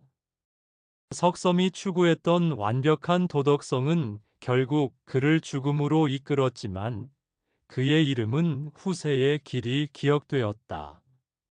사마천은 후의 사기에서 석섬의 이야기를 기록하며 인간이 완벽한 도덕을 추구할 때 겪을 수 있는 비극을 보여주는 대표적인 사례로 남겼다. 충과 효라는 두 가지 덕목이 충돌할 때 그 어느 것도 포기할 수 없었던 한 인간의 장엄한 비극이었다. 이상으로 초나라 재상 석섬 스토리를 마치고 정나라 재상 자산을 소개하겠다. 정나라는 초와 진이라는 두 거대한 세력 사이에 끼어 있는 약소국이었다. 이 나라에서 태어난 공손교라는 이름의 청년은 훗날 자산이라 불리며 춘추시대 최고의 정치가 중 하나가 될 인물이었다. 기원전 580년대 후반의 어느 무더운 여름날, 정나라 도성신정에는 중대한 위기의 그림자가 드리워져 있었다. 조정에서는 연일 긴급회의가 열리고 있었고, 대부들의 얼굴에는 근심이 가득했다. 문제는 외교였다. 북쪽의 진나라와 남쪽의 초나라가 모두 정나라의 복속을 요구하며 압박을 가하고 있었던 것이다. 공손교의 아버지 자국은 정나라에서 손꼽히는 현명한 대부였다. 그는 이날도 다른 중신들과 함께 궁궐의 한 편전에 모여 앉아 이난제에 대해 머리를 맞대고 있었다. 초나라에서 온 사신의 말이 이렇소. 한 대부가 무거운 목소리로 말문을 열었다. 우리 정나라가 계속 진나라와 교류한다면 즉시 군사를 보내 정벌하겠다고 하더군. 그런데 진나라 쪽에서도 만만치 않소. 다른 대부가 한숨을 쉬며 대답했다. 만약 초나라에 조공을 바친다면 배신으로 간주하고 응징하겠다고 협박하고 있어. 자국이 깊은 생각에 잠긴 채 말했다. 참으로 진퇴양난이구나. 어느 쪽을 선택해도 다른 쪽의 분노를 살 수밖에 없다. 그렇다고 둘 다 거부할 수는 더욱 없는 일 아니겠소? 그러면 양쪽에서 동시에 쳐들어올 텐데. 양쪽 모두에게 좋은 얼굴을 한다면 어떨까? 초에게는 초대로, 진에게는 진대로. 그런 꼼수가 오래갈 리 있겠소? 결국 들통나면 더 큰 화를 부를 뿐이요. 대부들의 토론은 계속되었지만 뚜렷한 해답은 나오지 않았다. 모두들 답답한 표정으로 서로를 바라보았다. 그때 한 구석에 조용히 앉아있던 20살 남짓한 청년이 있었다. 바로 공손교였다. 그는 평소 아버지를 따라 이런 자리에 참석하곤 했는데 대부분 말없이 어른들의 이야기를 듣기만 했다. 하지만 이날은 달랐다. 청년의 눈빛에는 무언가 번뜩이는 것이 있었다. 자국이 아들의 표정을 눈치채고 물었다. 교야, 내 생각은 어떠냐? 이 어려운 상황을 어떻게 풀어야 할까? 주변의 대부들도 호기심 어린 눈으로 젊은 공손교를 바라보았다. 나이 어린 자제가 과연 어떤 의견을 내놓을지 궁금했던 것이다. 공손교는 잠시 생각을 정리한 후 침착하게 입을 열었다.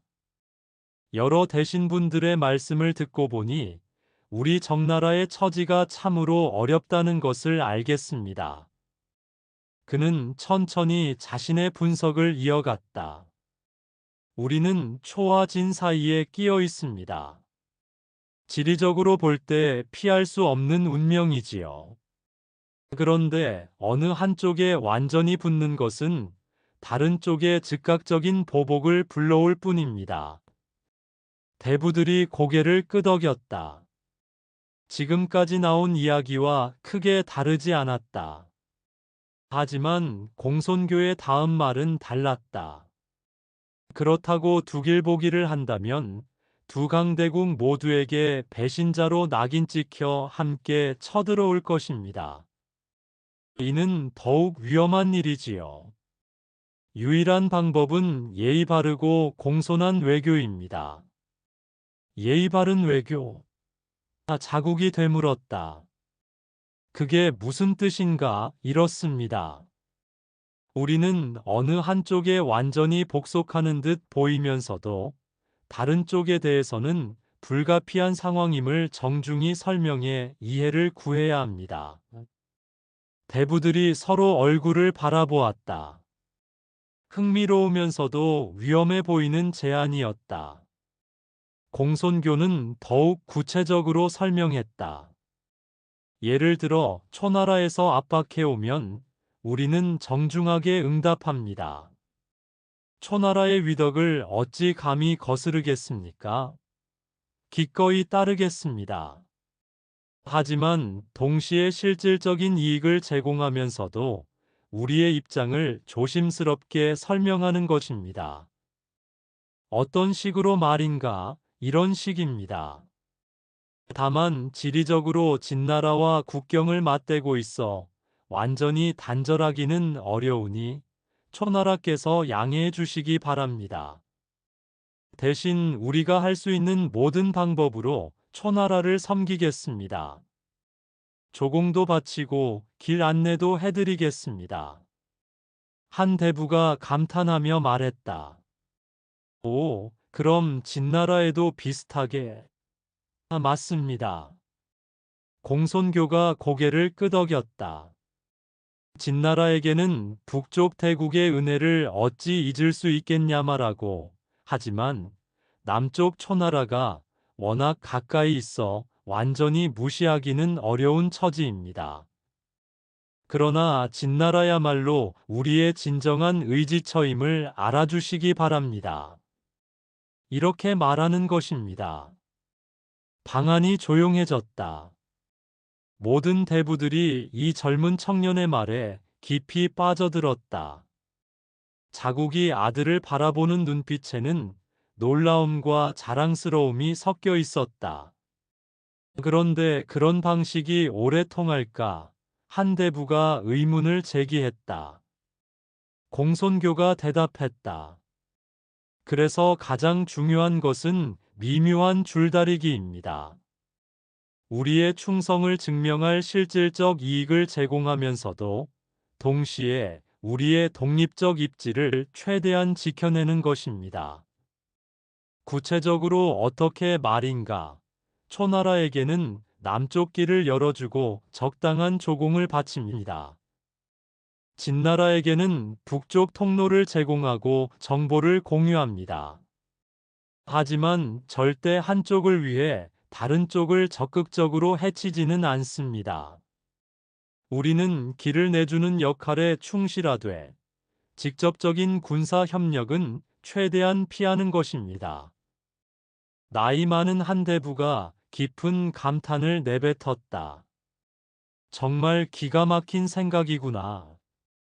강대국들의 심리를 교묘하게 이용하면서도 우리의 생존을 보장하는 방법이로군. 또 다른 대부가 덧붙였다. 그렇습니다. 그들이 우리를 완전히 적으로 여기지 않으면서도 나름대로 활용 가치가 있다고 생각하게 만드는 것이지요. 공손교가 마지막으로 말했다. 가장 중요한 것은 진심입니다. 억지로 꾸민 거짓말은 곧 들통나기 마련입니다. 우리의 어려운 처지를 진정성 있게 호소하면서 동시에 상대방에게도 실질적인 도움이 된다면 그들도 우리를 함부로 대하지는 못할 것입니다. 한참 동안의 침묵이 흘렀다. 대부들은 이 젊은 청년의 말에 깊이 빠져 생각에 잠겼다. 마침내 가장 연로한 대부가 입을 열었다. 그의 목소리에는 진심 어린 감탄이 묻어났다. 이 나이에 그런 깊은 통찰력을 가지다니. 그의 날카로운 현실 인식과 전략적 사고력은 정말 놀랍다. 자국은 아들을 바라보며 가슴이 벅찼다. 어린 시절부터 총명하다고는 생각했지만 이 정도로 뛰어난 정치적 안목을 가지고 있을 줄은 몰랐다. 또 다른 대부가 말했다. 이런 담대함과 지혜를 겸비한 인재라면 장차 우리 정나라의 중흥을 이끌 인물이 될 것이 분명하다. 그의 그런 날카로운 통찰력이라면 앞으로 어떤 어려운 상황이 와도 헤쳐나갈 수 있을 것 같소. 나이든 대부들의 칭찬을 들으며 공손교는 겸손하게 고개를 숙였다. 하지만 그의 마음속에는 뜨거운 열정이 타오르고 있었다. 작은 나라 정나라를 지키고 발전시켜야 한다는 사명감이 싹트기 시작한 것이다. 그날 이후 공손교의 명성은 정나라 조정에서 조금씩 퍼지기 시작했다. 자국의 아들이 참으로 뛰어난 인재라는 소문이 돌았고, 많은 사람들이 그의 장래를 주목하게 되었다. 하지만 무엇보다 중요한 것은 그날의 경험이 공손교 자신에게 미친 영향이었다. 그는 약소국이 강대국 사이에서 살아남기 위해서는 현실을 냉철하게 파악하고 실용적인 해결책을 찾아야 한다는 것을 깨달았다. 이상만으로는 나라를 지킬 수 없다는 현실적 교훈을 얻은 것이다. 이 깨달음은 훗날 그가 정나라의 재상이 되어 실제로 구사할 현실주의적 외교 노선의 초석이 되었다. 강대국들 사이에서 줄타기를 하면서도 정나라의 독립성을 지켜낸 그의 외교 철학은 바로 이 젊은 시절의 통찰에서 비롯된 것이었다. 공손교는 그날 밤 자신의 방에서 창밖을 바라보며 깊은 생각에 잠겼다. 정나라라는 작은 나라의 운명이 자신의 어깨에 달려있다는 무게감을 느끼면서도 동시에 그것을 헤쳐나갈 수 있다는 자신감도 생겨났다. 언젠가는 내가 이 나라를 이끌어야 할 날이 올 것이다. 그때를 위해 지금부터 준비해야 한다. 그의 마음속에서 미래에 대한 구상이 서서히 자라나기 시작했다. 어떻게 하면 정나라를 더 강하고 안정된 나라로 만들 수 있을지, 백성들이 편안하게 살 수 있는 나라를 만들 수 있을지에 대한 꿈이 싹트고 있었다. 세월이 흘러 공손교가 실제로 정나라의 재상 자리에 오르게 되었을 때, 사람들은 그 젊은 시절의 일화를 기억하며 감탄했다. 그때 보여준 현실 감각과 전략적 사고, 그리고 담대한 발상이 바로 정나라를 구한 지혜의 뿌리였다는 것을 깨달았던 것이다. 기원전 543년 초여름, 신정의 대궐은 무거운 침묵에 쌓여 있었다. 정간공이 드디어 결단을 내린 것이다. 공손교, 즉 자산을 재상으로 임명한다는 조서가 내려진 순간부터 궁중의 공기는 달라졌다. 대부들 사이에서는 속삭임이 오갔고, 어떤 이들의 얼굴에는 불안이, 어떤 이들의 눈에는 기대가 서려 있었다. 자산은 조용히 왕의 면전에서 물러나와 창밖을 바라보았다.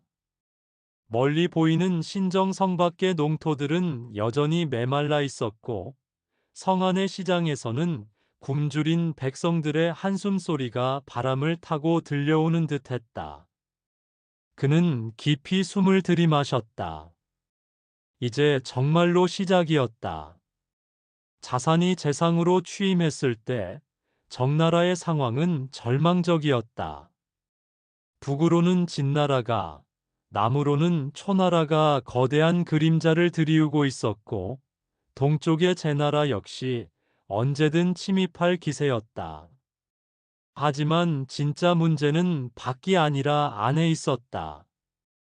나라 안은 대족들이라 불리는 거대한 귀족 가문들이 제각기 세력을 키우며 서로 다투고 있었고, 그 과정에서 백성들은 도탄에 빠져 있었다. 토지는 몇몇 문벌들이 독차지하고 있었고, 세금 징수는 제대로 이루어지지 않아 국고는 바닥을 드러내고 있었다. 더 심각한 것은 법이 없다는 점이었다. 모든 것이 귀족들의 자의적 판단에 맡겨져 있어 백성들은 무엇이 옳고 그른지조차 알 수 없었다. 자사는 취임 첫날부터 개혁의 청사진을 머릿속에 그려보았다. 그는 알고 있었다. 근본적인 변화 없이는 정나라가 살아남을 수 없다는 것을. 하지만 그 변화는 너무나 거대하고 위험한 것이어서 한 번에 모든 것을 바꿀 수는 없었다. 단계적으로 신중하게 접근해야 했다. 그의 첫 번째 목표는 명확했다. 토지와 행정 체계를 정비하여 국가의 기반을 다지는 것이었다. 기원전 543년 가을, 자사는 마침내 첫 번째 대개혁을 단행했다. 그는 대부들을 불러 모으고 선언했다. 이제부터 도비유장, 전유봉회, 여정유호를 시행한다. 대부들의 얼굴에는 당혹감이 스쳤다. 도시와 시골의 행정구역을 새로 정리하고 농토의 경계를 명확히 구분하며 농가들을 5집씩 묶어 조직을 만든다는 것이었다. 언뜻 단순해 보이는 이 조치들이 얼마나 혁명적인 것인지 모든 이가 금세 깨달았다. 대족 출신 대부 공손흑이 첫 번째로 반발했다. 재상께서는 조상 대대로 내려온 전통을 무너뜨리려 하십니까? 토지의 경계를 새로 나눈다는 것은 우리 가문들의 기득권을 침해하는 일입니다. 그의 말에 여러 대부들이 고개를 끄덕였다. 자사는 침착했다. 그는 이런 반발을 예상하고 있었다. 공손흑 대부의 말씀을 이해한다. 하지만 지금의 혼란스러운 토지 소유 상태로는 나라가 제대로 세금을 거둘 수도 백성들을 보호할 수도 없다. 이것은 전통을 무너뜨리는 것이 아니라 나라를 구하는 일이다. 하지만 자산의 설득에도 불구하고 반대는 거셌다. 특히 토지를 많이 소유한 대족들의 저항은 극렬했다. 그들은 은밀히 모여서 자산을 제거할 방법을 모의하기도 했다. 하지만 자산에게는 강력한 지지 세력이 있었다. 정간공이 그를 전폭적으로 지지하고 있었고, 개혁의 필요성을 절감한 일부 젊은 관료들과 중소 귀족들이 그의 편에 서 있었다. 더 중요한 것은 백성들의 지지였다. 비록 개혁의 구체적 내용을 모두 이해하지는 못했지만 변화에 대한 갈망은 뜨거웠다. 개혁 시행 초기의 혼란은 상상을 초월했다. 새로운 행정구역 편성 과정에서 기존의 관리들과 신임 관리들 사이에 갈등이 벌어졌다. 토지 경계를 새로 정하는 작업에서는 연일 분쟁이 일어났다. 어떤 대족들은 자신들의 토지를 숨기려 했고, 어떤 농민들은 남의 땅을 자기 것이라고 우겼다. 자사는 직접 현장에 나가 하나하나 문제를 해결해야 했다.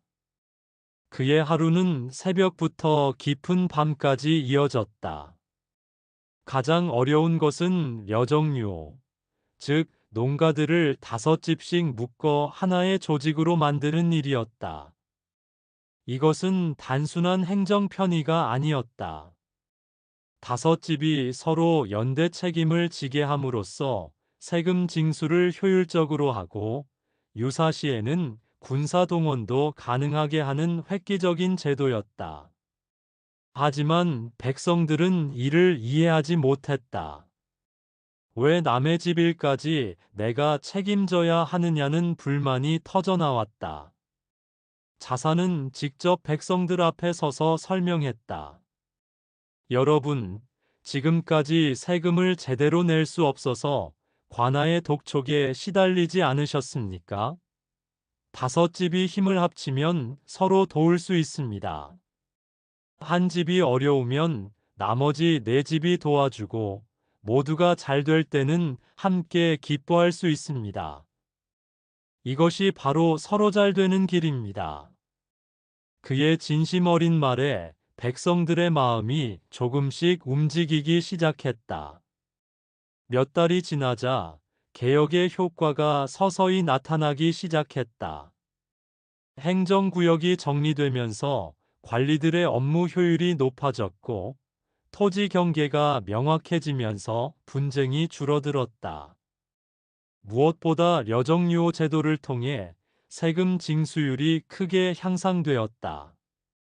국고에 돈이 들어오기 시작했고 그 돈으로 수리시설을 정비하고 도로를 닦을 수 있었다. 백성들의 삶이 조금씩 나아지고 있었다.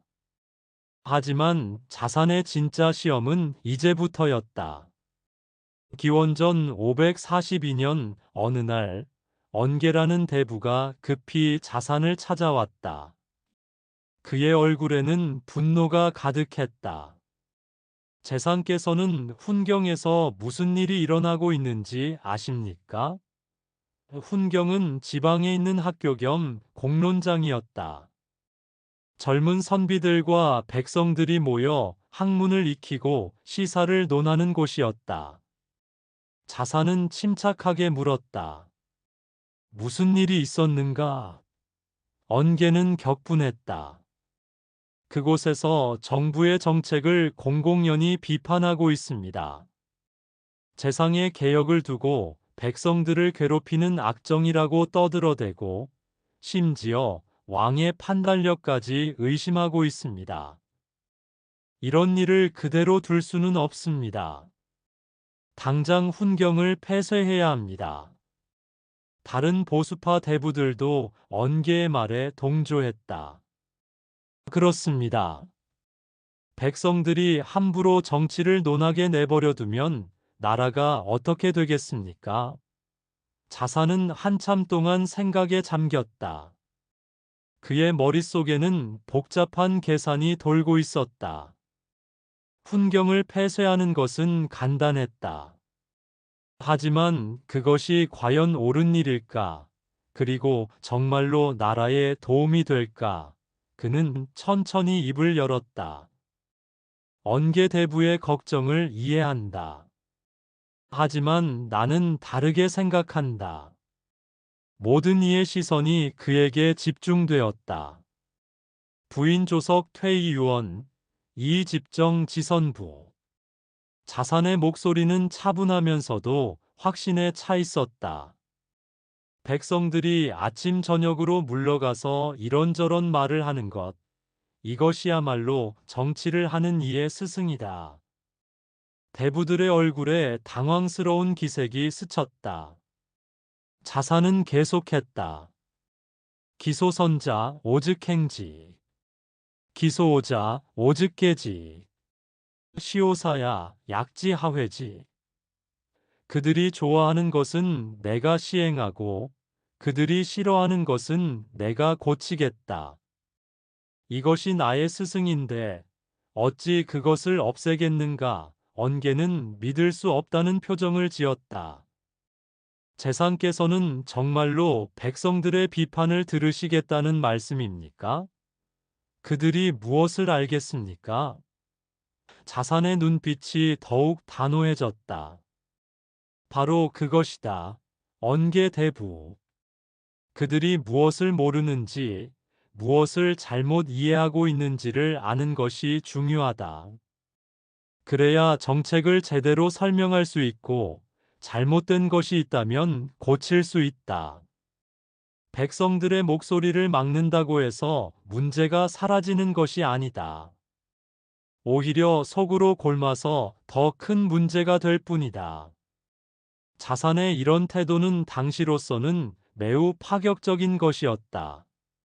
전통적으로 정치는 군주와 신하들만의 영역이었고, 백성들은 그저 따르기만 하면 되는 존재로 여겨졌다.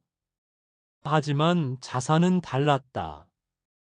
그는 백성들의 여론이야말로 정치의 나침반이 되어야 한다고 생각했다. 이것은 단순한 정치적 계산을 넘어선 그의 깊은 철학적 신념이었다. 훈경 보존 결정 이후 자산의 인기는 더욱 높아졌다. 백성들은 자신들의 목소리에 귀 기울이는 재상을 만난 것에 감격했다. 젊은 선비들은 자산을 새로운 시대의 성인으로 칭송했다. 하지만 보수파 대부들의 반발은 더욱 거세졌다. 그들은 은밀히 모여 자산을 제거할 음모를 꾸미기 시작했다. 이런 상황에서 자산은 더욱 신중해져야 했다. 그는 자신의 안위보다도 개혁이 중단될 것을 걱정했다. 밤늦게 혼자 있을 때면 그는 종종 창밖을 바라보며 생각에 잠겼다. 과연 내가 하고 있는 일이 옳은 것일까? 너무 성급한 것은 아닐까? 하지만 매번 같은 결론에 도달했다. 변화는 필요했고, 그 변화는 지금 당장 시작되어야 했다. 기원전 541년 자산은 두 번째 개혁의 준비에 착수했다. 이번에는 더욱 근본적이고 혁명적인 것이었다. 성문법을 만들어 공개하는 것이었다. 지금까지 정나라에는 명문화된 법이 없었다. 모든 판결은 판관의 자의적 해석에 맡겨져 있었고, 같은 죄를 저질러도 신분에 따라 처벌이 달랐다. 귀족은 가벼운 벌을 받거나 아예 처벌을 받지 않는 반면, 평민은 가혹한 형벌을 당했다. 자산은 신복인 공손충과 함께 밤늦도록 법전 편찬 작업에 매달렸다. 재상님, 이 일이 얼마나 위험한지 아십니까? 공손충이 걱정스럽게 물었다. 지금까지 법이 비공개였던 것은 그만한 이유가 있었습니다. 백성들이 법 조문을 알게 되면 법의 틈새를 찾아 악용할 수도 있고 관리들의 권위도 떨어질 것입니다. 자산은 고개를 저었다. 그것은 잘못된 생각이다. 법이 비밀스러워야 할 이유가 어디 있는가? 오히려 모든 사람이 법을 알아야 공정한 기회가 될 수 있다. 법전 편찬 작업은 몇 년에 걸쳐 진행되었다. 자산은 기존의 관습법과 판례들을 모두 수집하여 체계적으로 정리했다. 형법뿐만 아니라 민사법, 행정법까지 포함하는 종합적인 법전이었다. 무엇보다 중요한 것은 신분에 관계없이 같은 죄에는 같은 벌을 주도록 명문화한 것이었다. 이것은 당시 춘추 시대로서는 상상할 수 없을 정도로 진보적인 발상이었다. 기원전 536년 드디어 법전이 완성되었다. 자산은 청동으로 만든 거대한 솥에 법 조문을 새겨 넣었다. 이른바 형정주조였다. 완성된 청동솥들은 신정의 중심가에 세워져 모든 백성들이 볼 수 있게 되었다. 소식이 전해지자 사방에서 사람들이 몰려왔다. 글을 아는 사람들이 소리내어 읽어주면 그 주위에 수십 명의 백성들이 둘러서서 경청했다. 백성들의 반응은 폭발적이었다. 이제야 무엇이 죄이고 무엇이 죄가 아닌지 알 수 있게 되었구나. 관리들도 이제는 함부로 우리를 못 괴롭히겠어. 환호성이 터져나왔다. 하지만 귀족들의 반응은 정반대였다. 특히 보수파 대부들은 이번 일을 도저히 용납할 수 없다고 생각했다. 그들에게 법의 공개는 자신들의 특권을 포기하는 것과 같았다. 소식은 곧 다른 나라들에도 전해졌다. 진나라의 대부 숙향이 자산에게 편지를 보내온 것은 그로부터 며칠 후였다. 편지의 내용은 신랄한 비판으로 가득했다. 선왕들이 법을 숨긴 것은 백성들로 하여금 두려워하게 하기 위함이었다. 이제 백성들이 법조문을 알게 되면 윗사람을 공경하지 않게 될 것이고 다툼만 늘어날 것이다. 정나라가 멸망하는 것은 시간 문제다. 숙향의 편지는 보수파들의 생각을 대변하는 것이었다. 자사는 숙향의 편지를 읽고 쓴웃음을 지었다. 그는 즉시 답장을 썼다. 존경하는 숙향 대부께서는 이상론만 말씀하시는군요. 선왕의 시대에는 덕치가 가능했을지 모르지만 지금은 다른 시대입니다. 나는 이렇게 해서 세상을 구하려는 것입니다. 혼란한 세상에는 엄정한 법이 필요합니다. 자산의 답장은 현실주의적이면서도 단호했다. 그는 이상적인 덕치보다는 실용적인 법치를 선택한 것이었다. 형정주조 이후 정나라 사회는 급격히 변화하기 시작했다. 가장 먼저 나타난 변화는 사법부의 공정성이었다. 지금까지 뇌물을 받고 편파적 판결을 내렸던 관리들이 더 이상 그럴 수 없게 되었다. 법 조문이 공개되어 있으니 백성들도 판결의 옳고 그름을 판단할 수 있었다. 잘못된 판결을 내린 관리는 즉시 탄핵당했다. 두 번째 변화는 귀족들의 행동이었다. 지금까지 법 위에 군림했던 그들도 이제는 법의 제재를 받게 되었다. 처음에는 반발이 컸지만 시간이 지나면서 오히려 법이 있는 것이 더 안전하다는 것을 깨닫기 시작했다. 자의적 판결이 줄어들면서 예측 가능성이 높아졌고, 이는 모든 사람에게 도움이 되었다. 세 번째이자 가장 중요한 변화는 백성들의 의식이었다. 이제 그들은 자신들도 권리가 있다는 것을 알게 되었다. 법에 명시된 권리는 누구도 함부로 침해할 수 없었다. 이런 변화는 사회 전반에 활력을 불어넣었다. 상업이 발달하고 농업 생산성이 향상되었다. 법적 안정성이 보장되면서 사람들이 더 적극적으로 경제 활동에 나섰기 때문이었다. 하지만 변화에는 대가가 따랐다. 개혁 초기 몇 년간은 사회적 혼란이 심했다. 새로운 제도에 적응하지 못한 사람들이 많았고, 기득권을 잃은 구세력들의 저항도 거셌다. 자산에 대한 저주와 협박이 빗발쳤다.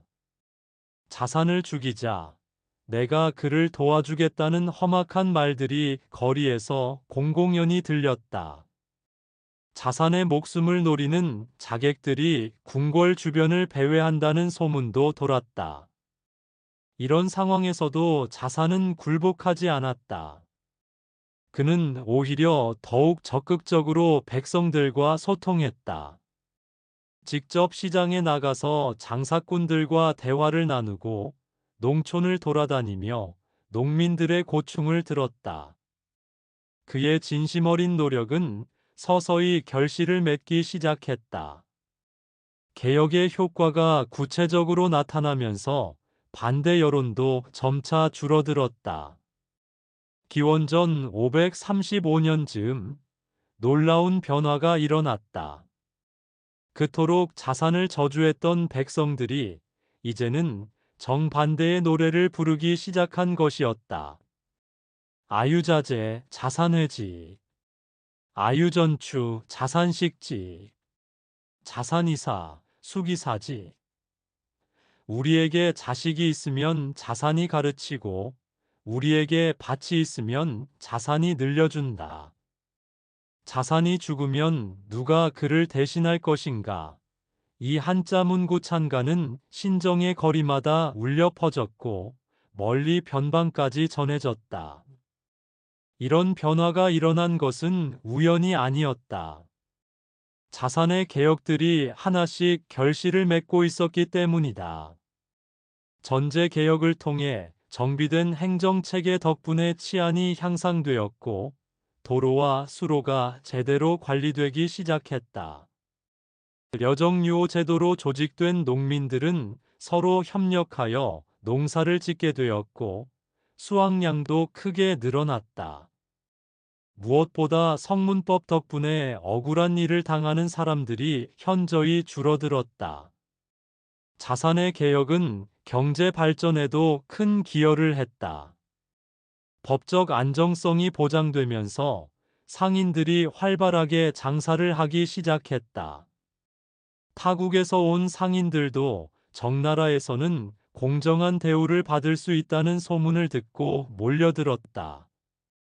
신정의 시장은 그 어느 때보다 활기가 넘쳤다. 세금 징수가 체계적으로 이루어지면서 국고도 충실해졌고 그 돈으로 각종 공공사업을 벌일 수 있었다. 하지만 자산이 가장 자랑스러워했던 것은 외교에서의 성과였다. 작은 나라 정나라가 강대국들 사이에서 당당하게 목소리를 낼 수 있게 된 것이었다. 내정이 안정되고 국력이 신장되면서 다른 나라들도 정나라를 함부로 대하지 못했다. 자산은 현실주의적 외교 노선을 견지했다. 때로는 진나라에 조공을 바치고 때로는 초나라와 동맹을 맺으면서 절묘한 균형을 유지했다. 이런 줄타기 외교 덕분에 정나라는 강대국의 침입 없이 평화를 유지할 수 있었다. 기원전 530년대 중반, 자산의 명성은 중원 전체에 알려졌다. 다른 나라의 사신들이 정나라의 정치 제도를 배우기 위해 찾아왔고, 젊은 학자들이 자산의 가르침을 받기 위해 몰려들었다. 특히 그의 법치주의와 민본 사상은 새로운 정치 철학으로 주목받았다. 공자도 나중에 자산을 두고 인자한 사람이라고 평가했을 정도였다. 하지만 자산 자신은 결코 자만하지 않았다. 그는 개혁이 아직 완성되지 않았다는 것을 알고 있었다. 여전히 해결해야 할 문제들이 산적해 있었고, 언제든 옛날로 되돌아갈 위험성도 있었다. 그는 끊임없이 제도를 보완하고 개선했다. 새로운 문제가 생기면 즉시 대책을 마련했고, 백성들의 불만이 있으면 직접 나서서 해결했다. 자산의 또 다른 업적은 인재 양성이었다. 그는 능력 있는 젊은 관료들을 적극 발탁했고, 그들에게 개혁 정신을 전수했다. 신분이 낮아도 실력이 있으면 높은 지위에 올릴 수 있다는 것을 보여주었다. 이런 능력주의 인사정책은 관료제의 효율성을 크게 높였다. 자산이 직접 기를 수 있는 사람들은 한정되어 있었지만 그가 만든 제도와 원칙은 후대에도 계속 이어질 수 있었다. 기원전 522년 자산의 건강이 급격히 악화되었다. 20여 년간 쉬지 않고 달려온 몸이 한계에 도달한 것이었다. 병상에 누워서도 그는 국정을 걱정했다. 측근들이 쉬라고 말려도 소용없었다. 내가 쉬고 있을 시간이 어디 있는가? 아직 할 일이 너무 많다는 것이 그의 대답이었다. 마침내 그해 겨울, 자산이 숨을 거두었다. 소식이 전해지자 정나라 전체가 슬픔에 잠겼다. 궁궐에서는 정간공이 통곡했고 거리에서는 백성들이 호곡하며 애도했다. 남녀노소 할 것 없이 모든 사람들이 눈물을 흘렸다. 자산의 장례는 정나라 역사상 가장 성대하면서도 가장 슬픈 장례였다. 자산이 세상을 떠난 후에도 그의 개혁 정신은 살아남았다. 그가 만든 제도들은 계속 유지되었고 그의 법치주의 사상은 후대 정치가들에게 큰 영향을 미쳤다. 특히 성문법 공표는 중국 법제사의 이정표가 되었고 여론을 중시한 그의 정치 철학은 민주주의의 선구적 사례로 평가받았다. 자산은 죽었지만 그가 꿈꾸었던 법과 덕으로 다스리는 이상적인 나라의 모습은 역사 속에 영원히 남게 되었다.